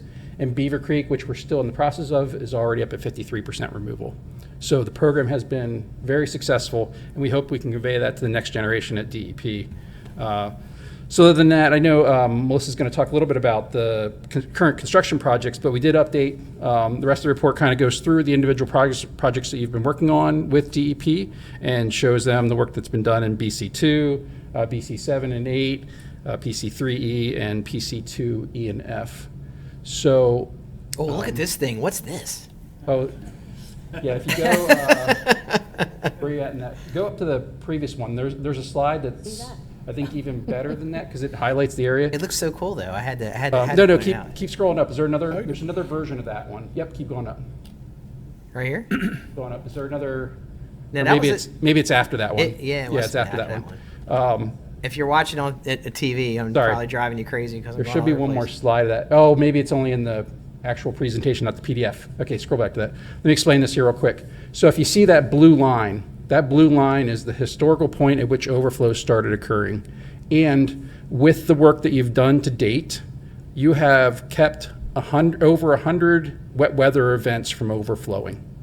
If you had done nothing, as your system had been in 2000, you would have had 100 more wet weather events that would have overflowed in your system, multiple locations. So what's the differentiator here? I know, understand the blue line. So the blue line is where you have Blue line's any- kind of like your baseline from what it was if you had done nothing. But what about yellow and red here? Yellow line is where you start to have systematic overflows in multiple locations. Okay. So the blue line is where you have the first indication of an overflow.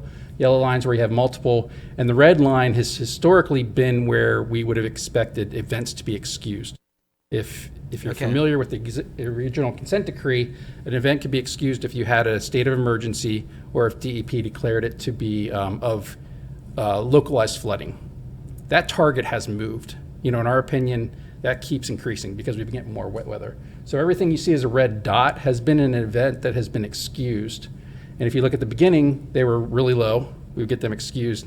DEP's kind of moved that up, and they're expecting us to take more and more in. You've also been doing work on your stormwater now too, so you're actually decreasing your localized flooding, so it does give you a little less leverage to say you have localized flooding, but that's what the red line is, where you would expect generally. Yeah, Alton, I think the slide's missing that I asked you to define each of those lines, and you did it, but it's missing. So we have to make sure it's in the DEP one. It's in the DEP one. I Okay. saw it today. That's why I was looking for it in here, but I think when the PDF gets sent, it might have been a animation. So that's a great slide, though. I mean, it's really showing how much you've been able to achieve in terms of reducing your overflows. Did you put that slide together? Yeah. Of course, it's a great slide. So, if any other questions, I mean, I think. That was cool. I saw that. I was like, that's pretty cool. Let's talk about it. Yeah. All right. What else you want to talk about there, sir? You we'll tell go- me where you want to go, and I'll drive. I think that's pretty much it, unless you have questions or you want to see something in specific. Like I said, most of the Well, rest is- actually, Alan, let me just dovetail on your presentation. So Sam and I did discuss, we are going to meet with GHD next week sometime. We are going to add an additional couple slides that Sam wants to add in. As Alton just indicated, we've shown tremendous success. So Sam wants to show the impact on rates and tell DEP that, hey, we need more time because the impact on rates is substantial to the community. And with the results that we've had, it really bears a discussion. So we're going to be giving more information to the board is to follow there. I think even to add to that is what's really interesting is we are having discussions about what happens when we're done. I mean, we're getting to the end of the consent decree. We've been successful. We're really, looking at a point of what defines success. And, we're having legal discussions about what, gets us out of that consent decree. There's dates in there and what's achievable, what's been achieved. So it's a great tailing off on this, long project to get things under the consent decree. And Mr. Miller, what does impact of rates have to do? Does that somehow, will that give us some flexibility down the road potentially? Well, the greatest concern is, through this completion of the projects. And again, the way we've had to accelerate that work, and again, now the inflationary pressures on the original plans of how we would do that work, they're really coming to light. And again, the budget that you saw for the sewer has exceptionally little left at the end of 25 budget and capital. We expected to have a good bit more, but the pressures have been there to So does to that boost ease those the pressure if costs. they see the good faith, successful effort that Our we've goal is made? to stress the results of the program well exceeding the expectations of it as it is laid out, and essentially a request to buy some more time with regards to wrapping that process in the hopes we could help to ladder some more of that debt and stave off as much increase as we can. Again, this is not going to nix the discussion of rate increases in the future. Right. You've seen the models. They are going to go up. Our concern is managing that from a realistic level in the completion of this work with a little more time. All right, put it in that report. Okay. All right. And just to add that, we have been successful in the past. I mean, even your rates now, when we originally started, were projected at, I don't know, David, or Mr. Blaine, if you were there at the beginning, we were talking about $8 a quarter. From the beginning rate increases, and with the success that your staff's had, we've been able to get DEP to agree to different schedules along the way that have been very beneficial. I think if we were able to go back and look at documents from 20 years ago, that because we did we did like a 30-year plan, like literally, I think we laid out like what rates would look like, over. I think rates right now were like $250. So the fact that we're at 150. Is We've done really well. And just to follow up on the rates, because I know it's really important to the board, is we just went through this with CRW. They did what's called a financial capability analysis, and that's what EPA has a policy that you have to follow. We don't have that with DEP. So this rate discussion is something that's, we've never really gone down this road before. So it's really difficult to anticipate the reaction. Before was, we don't care about your rates, just fix the problem.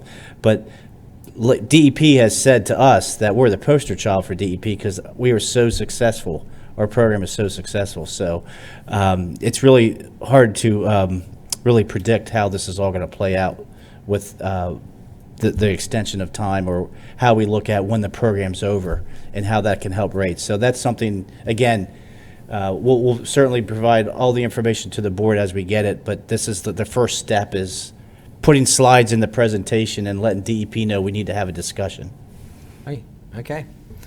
Anything else you want to cover? No, like I said, most of the rest of it is just a reiteration of the work you've done in the last year. If you have, it's already been in a lot of discussions tonight already, and we have some more. So if there's any questions about those specifically, we can talk about them. But almost all the basins that you've been working on this year have had 100% removal of I&I, which has been fantastic. Okay. Any other questions for Mr. Weaver? Or, sorry, Mr. Whittle from GHD. Thank you. We can skip township reports, Chairman, with the time tonight. Larry will provide a report again in November. I would like him to provide a report under the Stormwater Fund budget, but you've already heard all the township projects as part of the budget, which is Claremont, BC7, and the Interceptor and the repairs. So unless there's any questions on those projects, I'll be happy to answer those. How many houses in Claremont, Bill? I think there's, including the PVC area, there's about 430 total, but we already did the PVC ones. There's only a few left. So the actual project, I believe, Melissa, is about 350. What's remaining, I believe, that they're going to. So real quick, Mr. Weaver. Yes, sir. Before we just dismiss any of these other reports, update on the current construction projects for the crew schedule. Does anybody want to talk about that, or? Yeah, Larry can. Yeah, Larry. Go for it, Larry. I know we had long public comment tonight, but if the reports are prepared and you want to discuss them, I think we should. Absolutely. I'll be able to keep this very brief. Our crew's focusing more on the stormwater side. We do have several external repairs, as Bill hinted in the budget. Several of those locations have been assigned to the I&I crew. This is a way of keeping up our piping system outside of project areas, make sure that they're still running smoothly. So towards the end of this year, beginning of next year, we have several locations that we will be performing those external repairs. But otherwise, on the sanitary side, we have nothing else at this time. I'll add more during the stormwater phase of the meeting.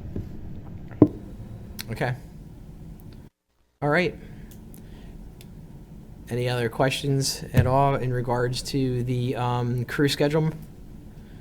Let's go to the engineer's report. Anything that we want to discuss here on the engineer's report? This is your chance. You had a chance. You did a great job earlier. Now you got even a second chance.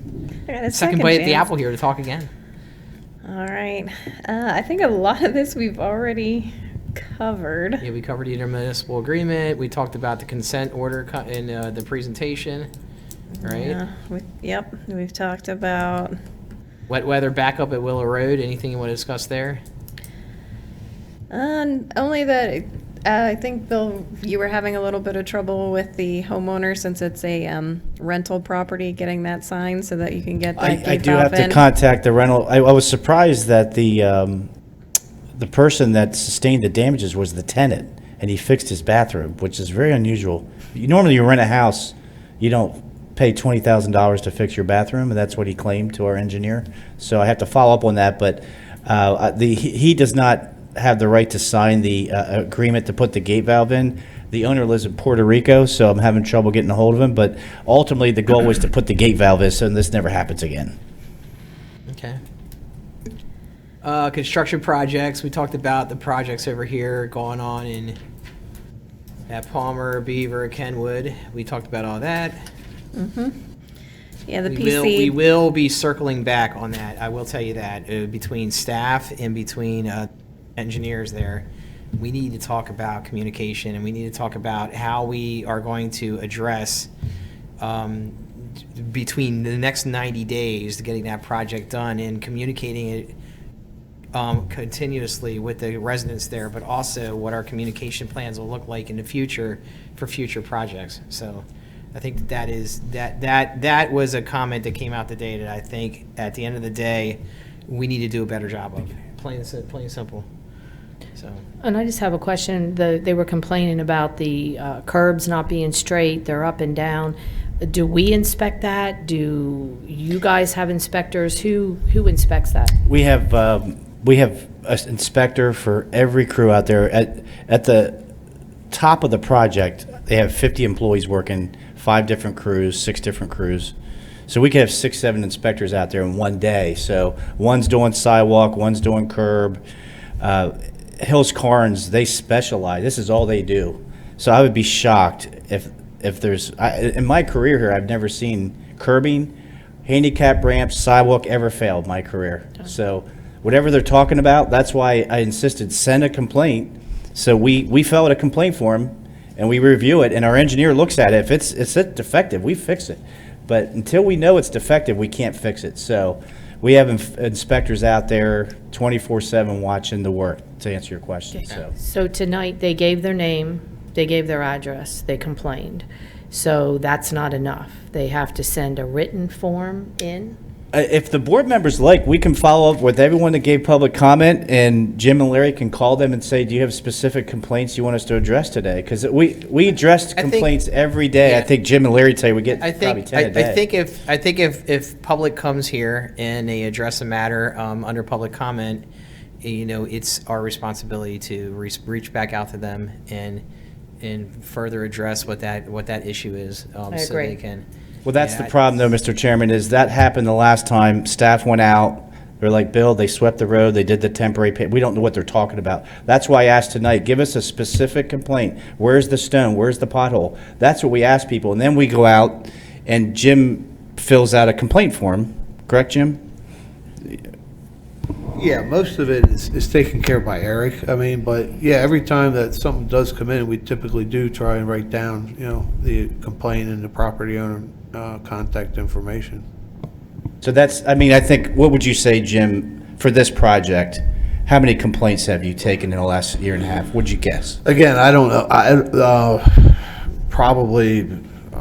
Eric probably takes 5 a day, 3, 4 times a week. I mean, I think everything that, the residents brought to the table tonight is not anything new that we haven't heard. Right. Our inspectors have heard it, Eric has heard it, so we have been trying to work with them on it, yeah. Yeah, I hear what you're saying, but I think at a minimum, the residents that came here tonight, we should just circle back with them. We got to get this project done. I mean, I can't emphasize that enough. We got to make this thing happen and make it done right. So yeah, like we said earlier, I've never. They have a contract they have to live to and a deadline, and we'll certainly enforce that with the engineer. Well, let me. I just need to, because I didn't do it when they were here, but along those lines, if we get a complaint and you go out there and you see, are you having them fix it? Like you're having them fix the road. I mean, I drove on it. It's pretty bad. I mean, so we're saying that is acceptable. Yes, actually, temporary paving. Yeah. It's not to the same standard as base paving, and I understand when they base pave and do final overlay, they have to do a proof roll, and there's standards that asphalt inspectors that HRG does for us, because the township owns the road. We sort of made a deal with the township that we only use HRG for the road inspection. So anytime there's paving, then HRG inspects it. So, but the temporary, it just has to be passable. And plowable. But that's per our standard, not PennDOT standard, because it's our.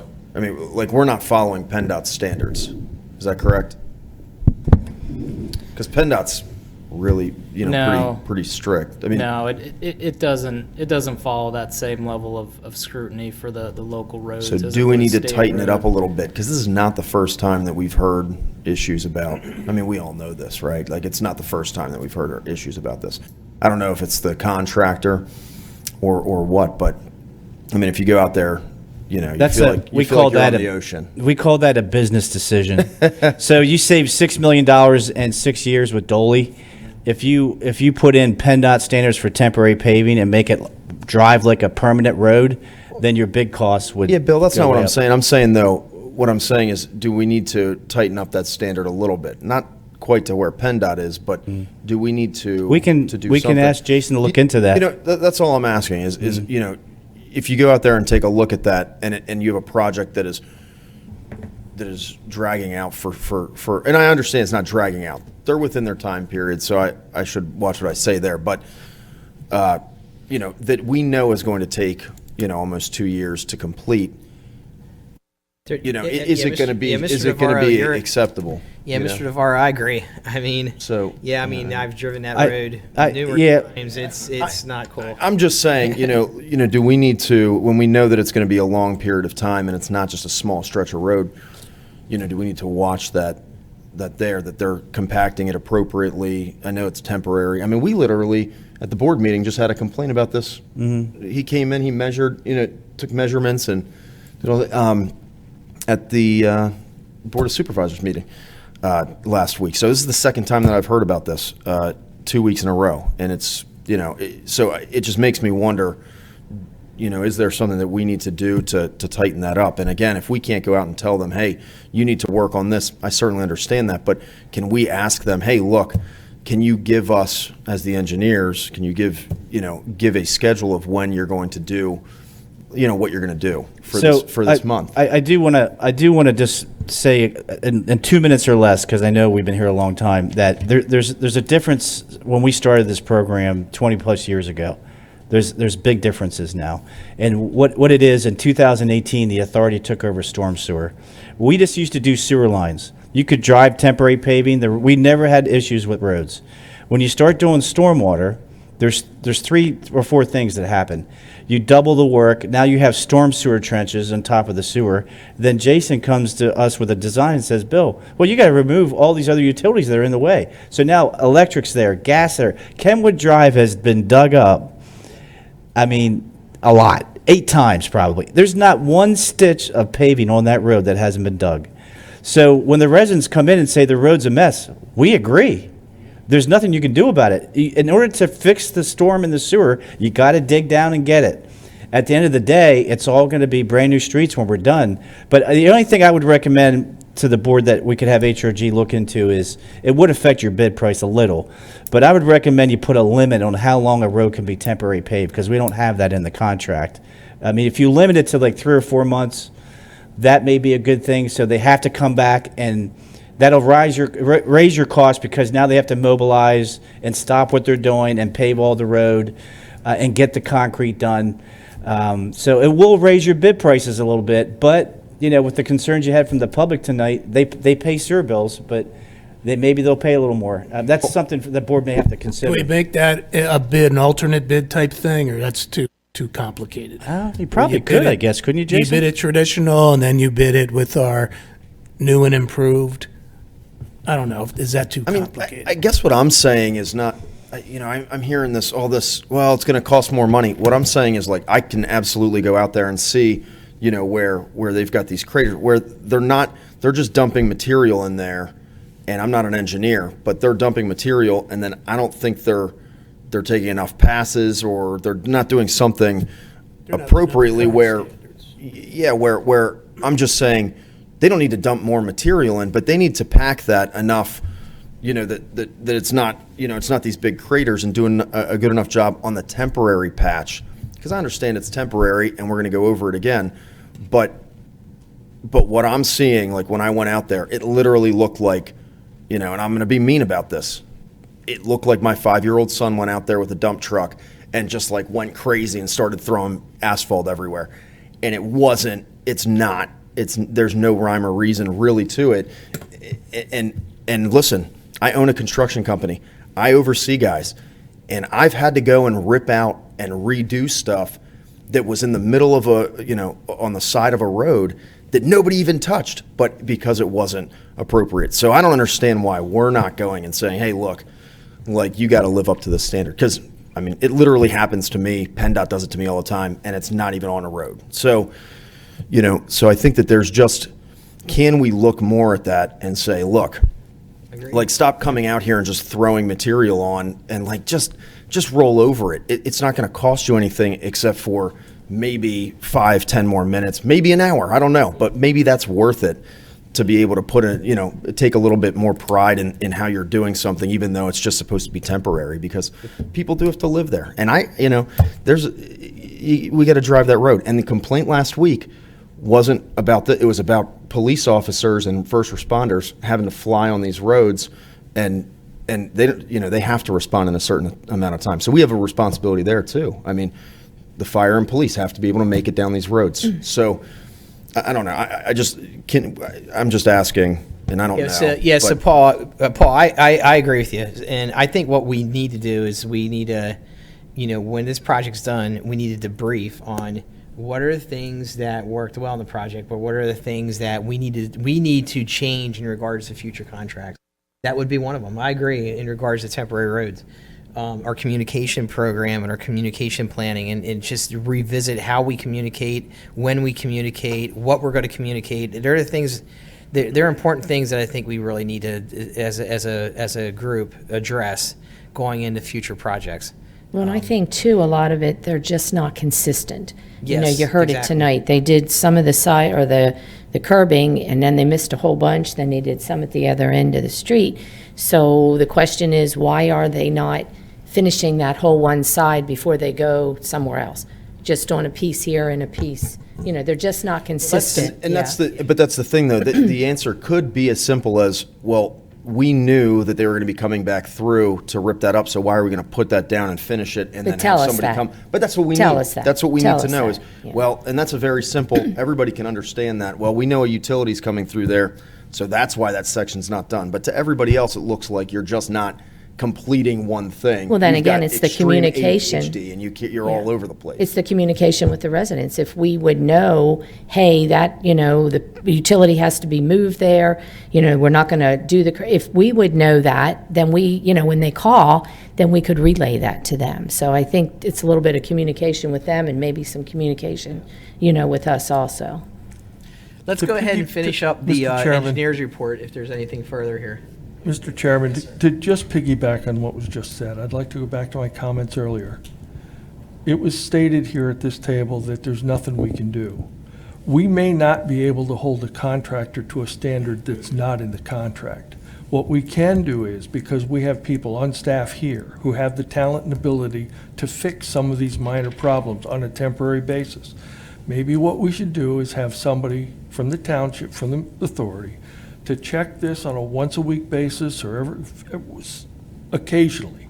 And if there's something that is obviously embarrassingly bad, let's just fix it. Alan, I would like to hear from the professional staff here. That sounds like it would be really opening up a can of worms, where you go into a project that's under contract and you start going in there and doing work. It's a great idea, but it sounds like that's...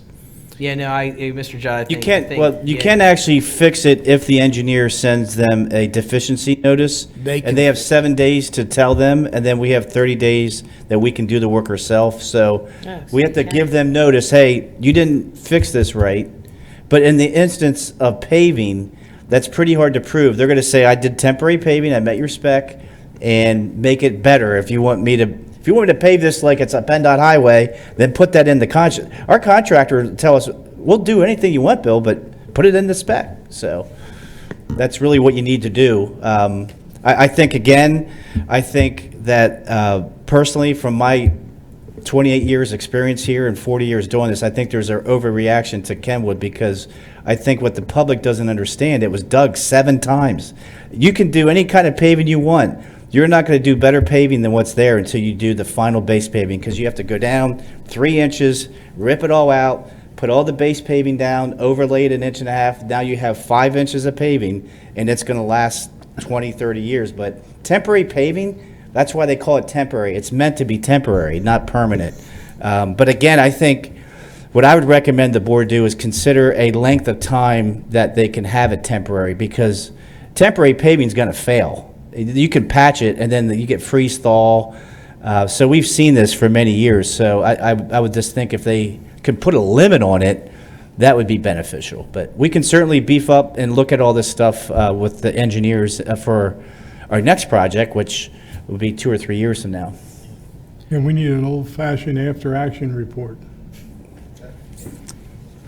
All right, anything else you want to add to your engineer report?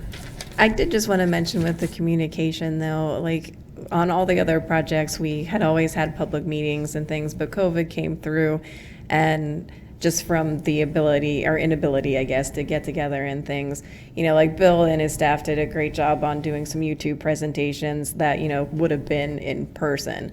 And I think a lot of people probably didn't watch that. So, there was a lot of communications in the other jobs and people, we'd stay after and answer people's questions and things like that, which he didn't get to do because of COVID. And I do know he's got the GIS things, you guys do a really good job on keeping things up to date on your websites and things, better than a lot of other places. And again, it's just people knowing that it's there. This one I can see, since it was so long, maybe, if you do a project this length again, maybe have a second public meeting kind of in the middle to kind of just go over the status of construction. That might help. And since, COVID's not as big of a deal now, or, what I'm trying to say there, it's, people can get together easier now. I think that would, it'll help with And also, meetings in the beginning. if you brought communication, and this will be it, the easiest way to do it, since we do have a great website that no one really knows about, you mail out a postcard to everyone. This is the web address. We'll pump updates on there all the time. And you can do occasional other communications, but if everyone gets a postcard and all the latest information, explanations why something wasn't done, when we think the curbs are going to be done and why things are being, that would just be, and we have a communications person and we'll talk to him. All right, the only thing on this engineer's report I'm a little disappointed with is the fact that Locust Lane repaving is not going to happen in 2025. That's almost as bad as. It's a lot smoother than what it was. Well, they have to dig it up first. They have to dig all the stormwater first, too. Yeah, so, all right, anyways, let's go to the Stormwater Fund. Approval of the adjustment to the stormwater fee billing account for the HPAL property. Mr. Weaver, is that you? I'll actually take that, Chairman Blaine. Gonna take that? So I'll give you a little bit of backstory here on the property and the request in place. Management does not recommend approving as it is requested by the individual, but we do have an alternative for the board to consider. So with that, a little bit of history. The Harrisburg Area Police Athletic League, I'll call them PAL for short here tonight, had acquired a parcel off of Elmwood Drive back in April of 2024. This parcel's roughly about 3.7 acres, has a private ball field, a concession stand, and a parking lot that's adjacent to the Penn Colonial Swim Club. So they abut each other. The stormwater bills relative to that parcel have been unpaid going back to the start of the stormwater fee. So they were roughly nearly $7,000 past due in relation to that property. A lien had not been previously put on that property in question. We became aware of PAL's acquisition of the property when they notified us in May of 24, when they'd received a delinquent notice. It was under the former owner's name, and they essentially communicated to us that they didn't want to satisfy those bills. It wasn't their property. In discussing with Portnoy, who was our delinquent solicitor on the matter, there is statutes that limit the period of statute of limitations on a bill that is in relation to a change of ownership that has not been thus liened, and that is 3 years. So immediately upon that information, we did adjust that account down to that statute of limitations period, which brings it down to about $4,800. Now, a quick claim was done for this property for them to acquire it. So they acquired it essentially without cost, other than maybe having an attorney and an individual assisting them through the process. But it does not provide that property clear of liens, judgments, or any actions or balances in relation to that property in question.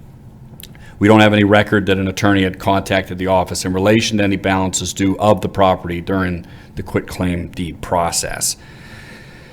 Powell is mentioned as part of the motion that is requested from that group is wanting to waive all those prior stormwater bills. It's management's recommendation not to do that. Those are legally assessed and due fees for the stormwater management across the entire township area. But we do recommend you consider two actions. The first of which would be to authorize us to remove all accumulated penalties in relation to that statute of limitations period. It's roughly only about $400. And to essentially also approve us to keep those penalty-free and work with them on a long-range payment plan on those outstanding balances of a period, a recommendation of not to exceed 16 months.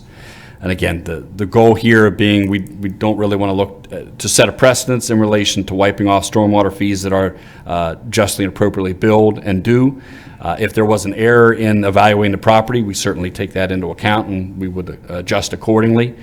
But obviously there is a pretty significant amount of impervious area on this property, so it is assessed and charged as due.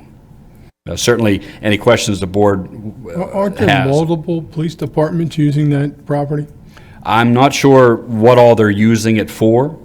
It's more of a youth type thing, like they want to, they're going to have programs. They're going to have programs that kids can keep the kids off the street. They're going to be starting a group, with the ballpark and everything there. It's called the Harrisburg Athletic Police League. But it's It not, came from it's in not town. just Lower Paxton residents. No, It's a no, this is whole area. open. Yeah. I'm sorry, It's Mr. open. Miller, Yeah. did they know about this or not? They found out about this outstanding amount on the property in May after they had already acquired the And property through quitclaim. don't you usually do a, That would be in a typical settlement. Quitclaim goes through a completely different process. okay. They and- weren't aware of it. And again, we did, as I mentioned, staff did not lien the property. If it had been liened, there would be no question that this is due and payable and it's $7,000. But the fact that it's not liened, we have reduced the Yeah. amounts on account to the legal And we requirement. legally can't waive it, or it's just policy? It's at the board's discretion to do that, but again, do you want to kind of open that bag to do that for churches, do that for other social organizational groups? It's a slippery So we'll look at a slope. payment plan, you're recommending not to exceed 16 months. And the waiver of existing penalties on all outstanding bills, which will take that down a little bit further. Okay. All right, everybody. We have a presentation on this. Is there any further discussion? Is the Police Athletic League a nonprofit organization? They are, yes. And we do have quite a few nonprofits within the township jurisdiction. And the 16-month, where do we get that from? Really, at that point, our policies are typically structured around satisfying things within a 6-month to 8-month period. Essentially, we wanted to kind of open that up for double that amount of time, given it's a bit more substantial. What is our responsibility or staff responsibility as far as putting a lien on a property like that? At what point in time do we typically execute a lien of some type? In all honesty, it should have been done previously. It was not. With working with Portnoy, we've essentially set a structure that every 6 months we'll work with them on delinquents, which would essentially be 2 bills. So it would never get to this level of accumulation. But for some reason, this account had slipped through the cracks over the time and just did not get liened timely. So is it fair to say that the bill being as large as it is at least partially our fault because we didn't put the lien on the property? If we had put the lien on the property, they would have known that they owed this money, and in fact, through the quitclaim process, they had no knowledge of this debt that they would inherit? In essence, it's a very good point, sir, but in relation to that, we have already done that adjustment by bringing it down to the statute of limits instead of actually moving forward with the lien process. So it was upwards of $7,000, and that was reduced downward to the legally due balance that is still could be liened. I understand, but if we had put the lien on it originally, when they went to do the quitclaim, they would have known that there was a $7,000 lien against the property, and of course, they could not know that because we did not put the lien on. That's correct, right? That is a correct statement, yes, sir. Can I just ask Sam, are they paying the sewer bill? I mean, I know we're talking stormwater, but I'm just asking, is the sewer bill being paid? I think sewer is being reviewed just because it's never been noted in the system as a physical connection, but there is some on-site review to determine if there is one or not. But it's believed they might have one, it's just never been billed. And again, if we find that is the case, we're not going backwards, we're only moving forwards there. Hey, can you help me on this bill, like what, so they would pay, doing the math, 268, if I, 4,300 divided by 16 months. Yeah, it's almost 4,400 divided by 16 months. So 268, and what are they, and this is in addition to their, of course, their billing going forward, right? They still have to pay their billing going forward. That is correct. Yeah. I'm trying to read that here. Is that their average of 288? Is that what they currently traditionally pay? Yeah, it looks like what their rate was 288.60 a quarter, according to the billings that you see there from 10/1, 1/1, 4/1. It looks like it was 288.60. So 268 a month times. Okay. Board members, just a note, to be clear about something, staff never filed liens because we were told by our solicitor not to do that. I just wanted to clarify that. Thank you. That we were told that. They would accept this proposal? That I don't know, sir. The request just came for a waiver of the items, which as staff, we don't have that authority, so we brought it to the board. But we did review it in a fashion of the legal standpoint of the amounts. And no, again, while it is unfortunate that it is outstanding, those are applicable and due charges for the property given the impervious area, and this is a township-wide system we are managing. The one thing I will say about this, and certainly they might want to have more discussion with the swim club, I believe that parking lot or the stoned lot is what the swim club utilizes for all their parking. So a good bit of this bill is really tied to a adjacent parcel, but that's really up for those property owners to work out any arrangement there with regards to crossing those parcel lines. Yeah. So we have to decide. Yes. So I think what what we're going to decide here is, do we go back to them with a proposal of 43.95.60 with elimination of the penalties from the previous periods?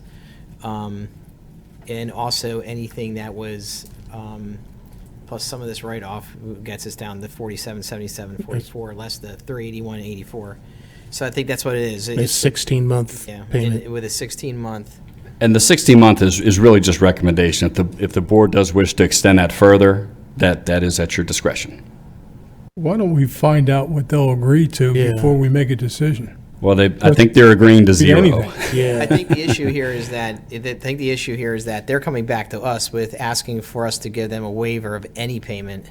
So that is what their proposal is. Our proposal is somewhere between nothing and $7,050.72, because that's what it would have been if we were not to waive or write off any previous charges. So we're trying to come to the middle here, middle ground of, you know what I mean, by saying, just pay the balances that were due from the period, from whatever period you have up to the current period, less the penalties. So the previous owner was never billed by us either. Oh, they were billed, they just never paid. Can't they go and sue them? Well, probably pay more, more in legal fees, I imagine. Yeah, I think the issue is. The quick sale. I mean, unless I'm missing something, I guess just to keep this moving. Usually when you get a property like on a quitclaim, you're basically waiving the fact of if there is anything that was unforeseen or not found in a search, you can't go back now because. So we either approve this as the chairman laid it out, and you go back to them, and then they can always say we can't do that, and then we can go from there. It seems like that's. Well, I don't think, yeah, exactly. But I don't think they have a lot of options here. We have the No, legal, they don't. Yeah, we're in legal standing here. It's just a matter of $7,000. Is 16 months, do you think, enough time, Sam? I mean, they are a nonprofit. That's what I mean. Maybe then they come back and say, can you give us this, and then we can. unless we're waiting now another quarter, and then that's, If the board feels comfortable extending that beyond, we would certainly be amicable to that discussion. And again, we don't really want to get it to the point that it's an ongoing negotiation between the parties. Yeah. I think the bigger key is it's zero or what's owed, and if you want to give us a little bit more leeway to say 24 months, even 36 months, I mean, we'll work with them for what works. Again, the key is if we can be on the same page with them and meet agreement, however long that would be, we would let that ride out through the process. If they're in disagreement, but the board does not approve the zero, well, then we have to go through the typical collection options down the road when currents become delinquents. Sam, where do they get their operating capital now? That I do not know. I think what we got to do is we just got to decide, are we Yeah. okay with going back to them and saying, you know, our offer is that you pay $43.95.60, we'll waive the penalties, and get you to $43.95.60, and then we'll leave it up to staff to negotiate what is an appropriate term of repayment with it not going more than 48 months. Because if you went to 48 months, it would be about $100 extra every quarter or every month, right? So to me, that's pretty fair. You know what I mean? Yeah, I don't think 16 months, that's not so enough if we time. approve 48 months, then staff doesn't have to come back to us. Yeah. So we don't have to wait another. What we're saying is let staff go and negotiate it, but don't go past 48 months of negotiation to have it repaid. But I think longer than 16 months. Yes, that's what I'm saying. Yeah. Yeah. All right. I understand that they owe us this money. And I don't want to be the person here to establish a new precedent, but we have a nonprofit organization who didn't know there was an outstanding balance, an outstanding bill. We didn't do the process of putting a lien on the property, which we probably should have. We could ask our solicitor why that was the decision that was made.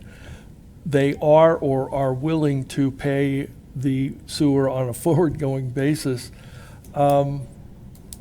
What happens when we have a bad debt? Do we ever write off a bad debt?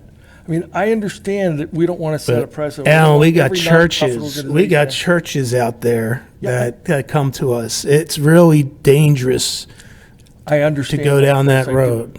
I understand that.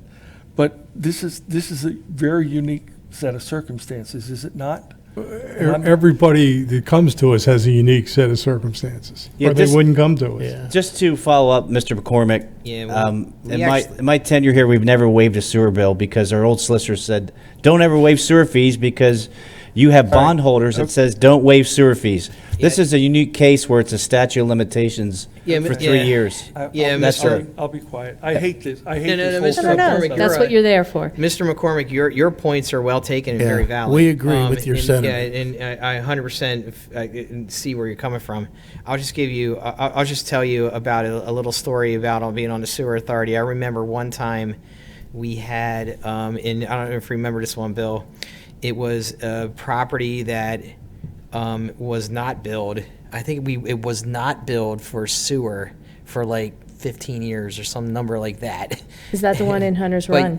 It was something like that. That's It was a Alan long was there for that. It was period. 25 years. Okay. Yeah, it was like 25 years. But the bottom line is that even though they didn't receive the physical bill, they were responsible for paying it because it's a utility. It's the same thing here. You know what I mean? It's a similar situation. Just because it wasn't paid in the past doesn't mean that or they weren't aware of it should have been paid in the past. The fact is, it needs to be paid. So I remember that one, Bill, and we ended up settling something on that one. 5 years, yeah. Yeah, but that was crazy, that one. So I think what we got to do here is we got to approve this as, you know, at the $43.95.60 is what we're agreeing to on a settlement, allow township staff to negotiate an appropriate term of repayment with not exceeding 48 months. I agree.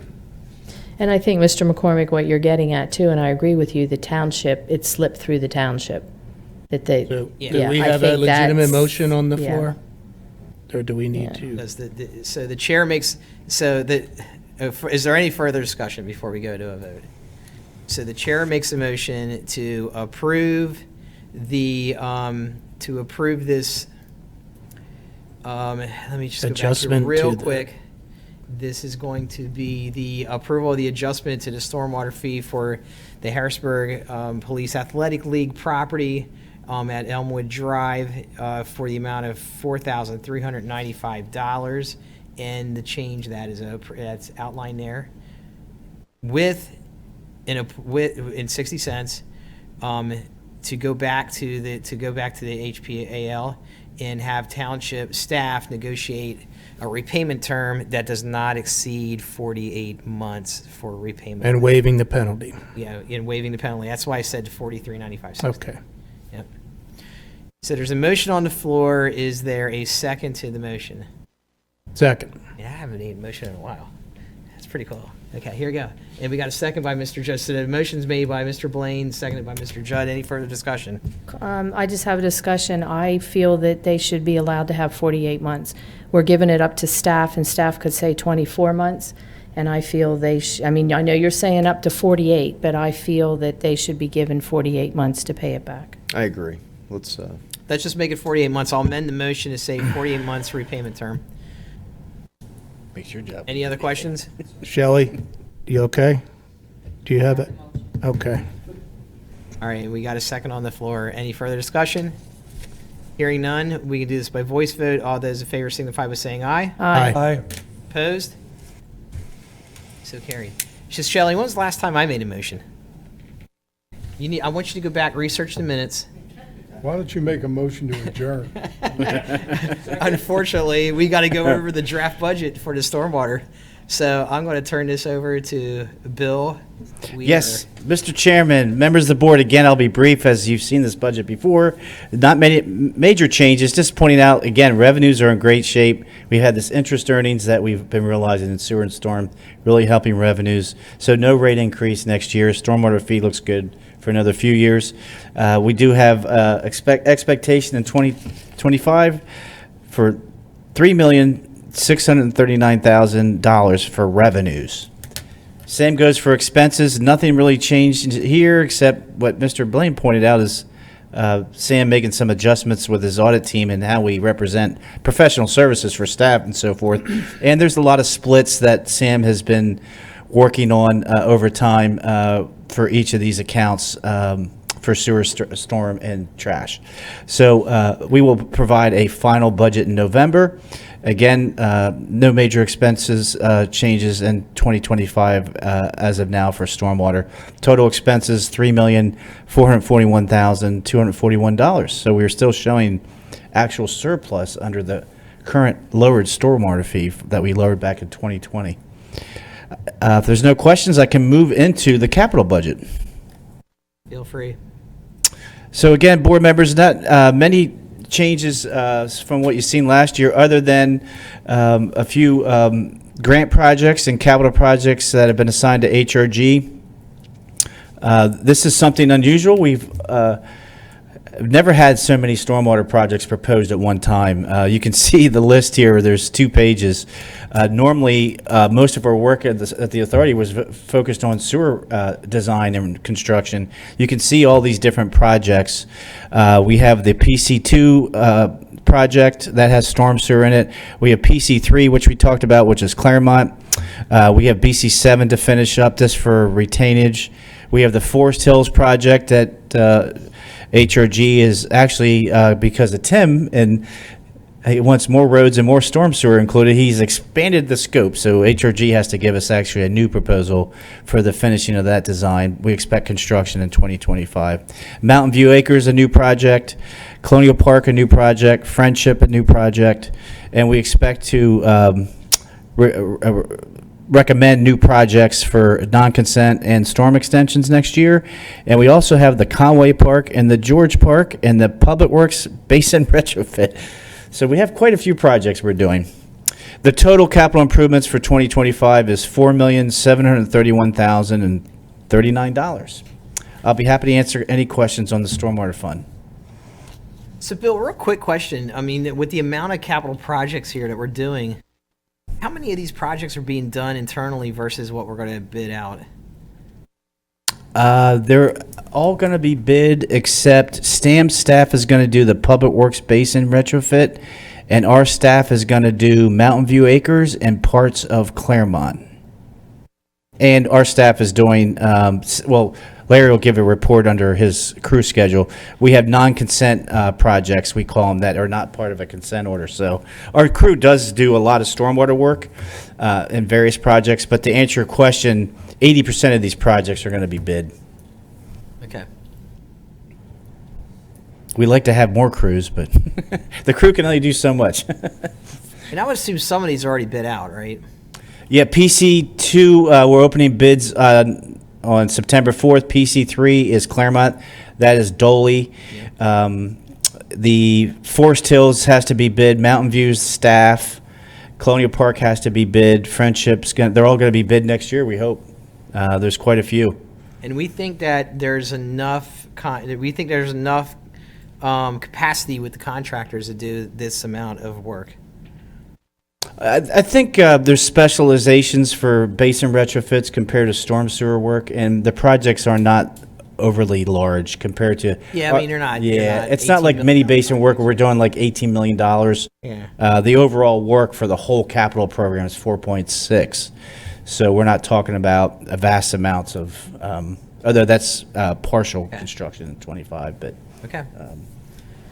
All right, any other questions for Mr. Weaver on the budget for 2025 for stormwater? I guess the good news is that we're looking at a stormwater budget and a sanitary sewer budget that does not have any rate increases for 2025. So that's another year of no rate increases. That's great.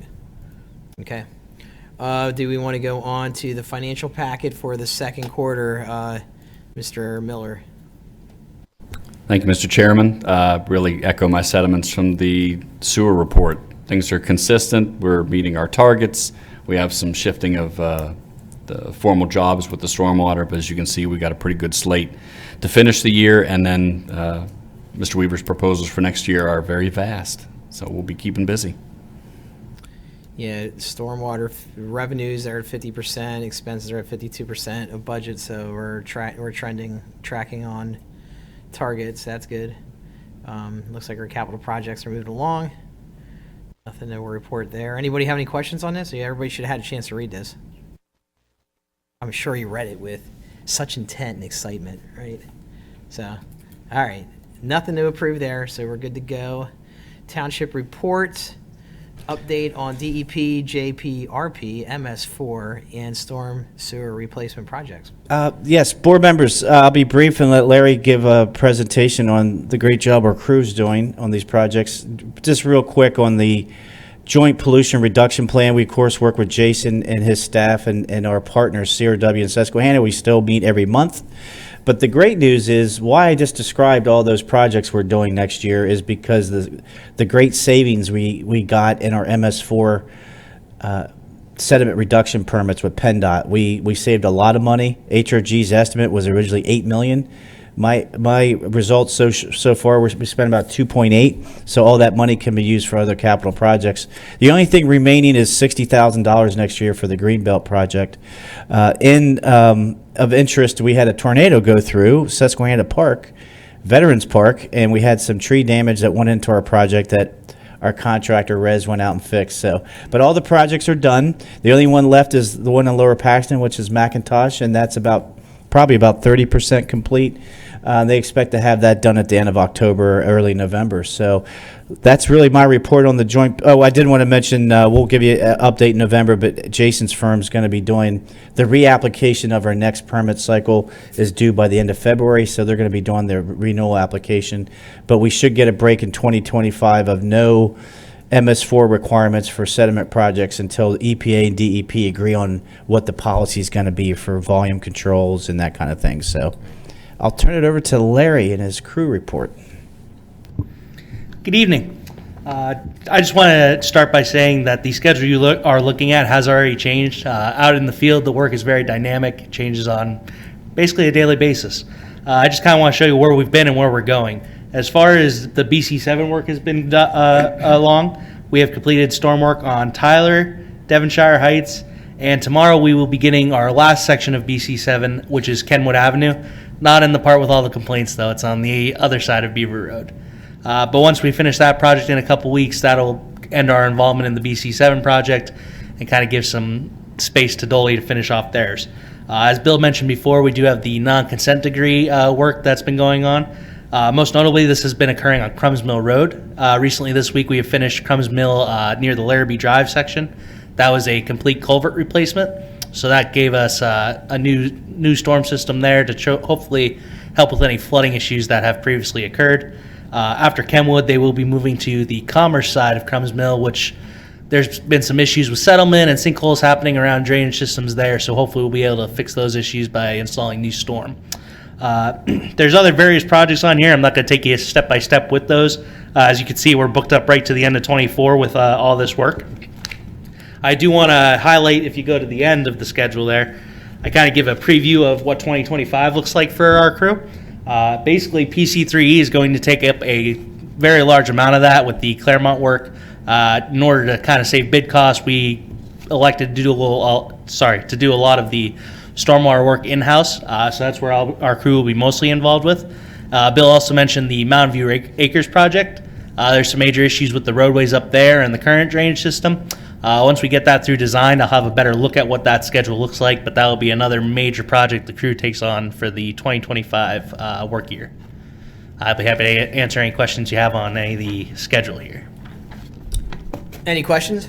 Hey, can you do me one favor in the future? Yes. You see like this schedule right here? And like this one right here? If you go to the top here, because this is an Excel spreadsheet, right? Yeah, but it's a PDF right now. Yeah, but in the Excel spreadsheet, if you can freeze this piece here. So then whenever you print out to the next page, it will show up on the front there. It will show up on the side. So I'm not trying to figure out like, okay, how many lines down is the Chestnut Street work? You know what I mean? Yeah. Okay. Yep. I'll be fixed next time. Just for easier readability. That's all. Okay. Yes, sir. No, I appreciate it. Thank you. All right. Anyways, all right. So we're going to go into the engineer's report. Mr. Hines, it's up to you. You're the man, right? Stormwater engineer. Yeah, thank you. And I think I can keep this pretty limited as well. A lot of the projects that we're working on have been mentioned previously. Maybe just two things to highlight. We are coming up on the time frame when the township's MS4 annual report is due, the end of September. So we're in the home stretch, working with township staff to get that in order and submit it on time. And then the other item I wanted to mention is actually at the end of the report. I think as you're aware, we've been working with staff and the township to update the stormwater management ordinance. As a requirement under that MS4 permit, we needed to demonstrate compliance with a version of a model ordinance that DEP issued with the original permit authorization. So we've been doing that for the past year and a half. We have it to the point where it's conforming with the model ordinance, and we've also incorporated some additional items that have come up in working with the ordinance over the years.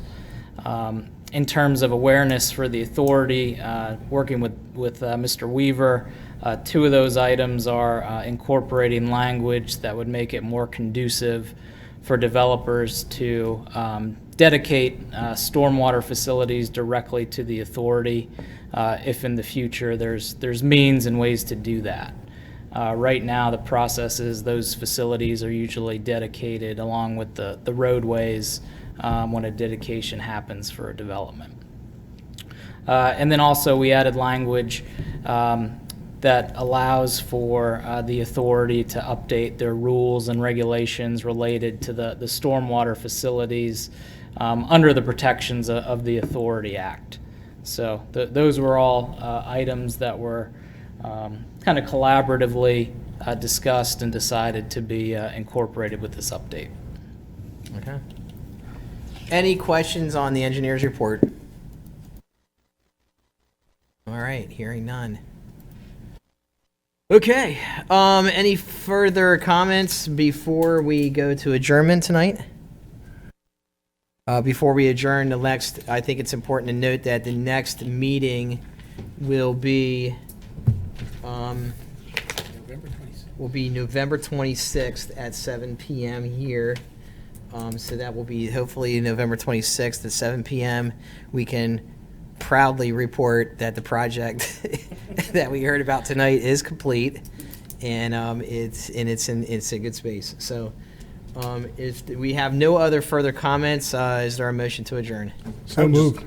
I just wanted to make one. I just wanted to thank the staff again, engineers, Mr. Weaver, for doing such a wonderful job. You know, you guys really.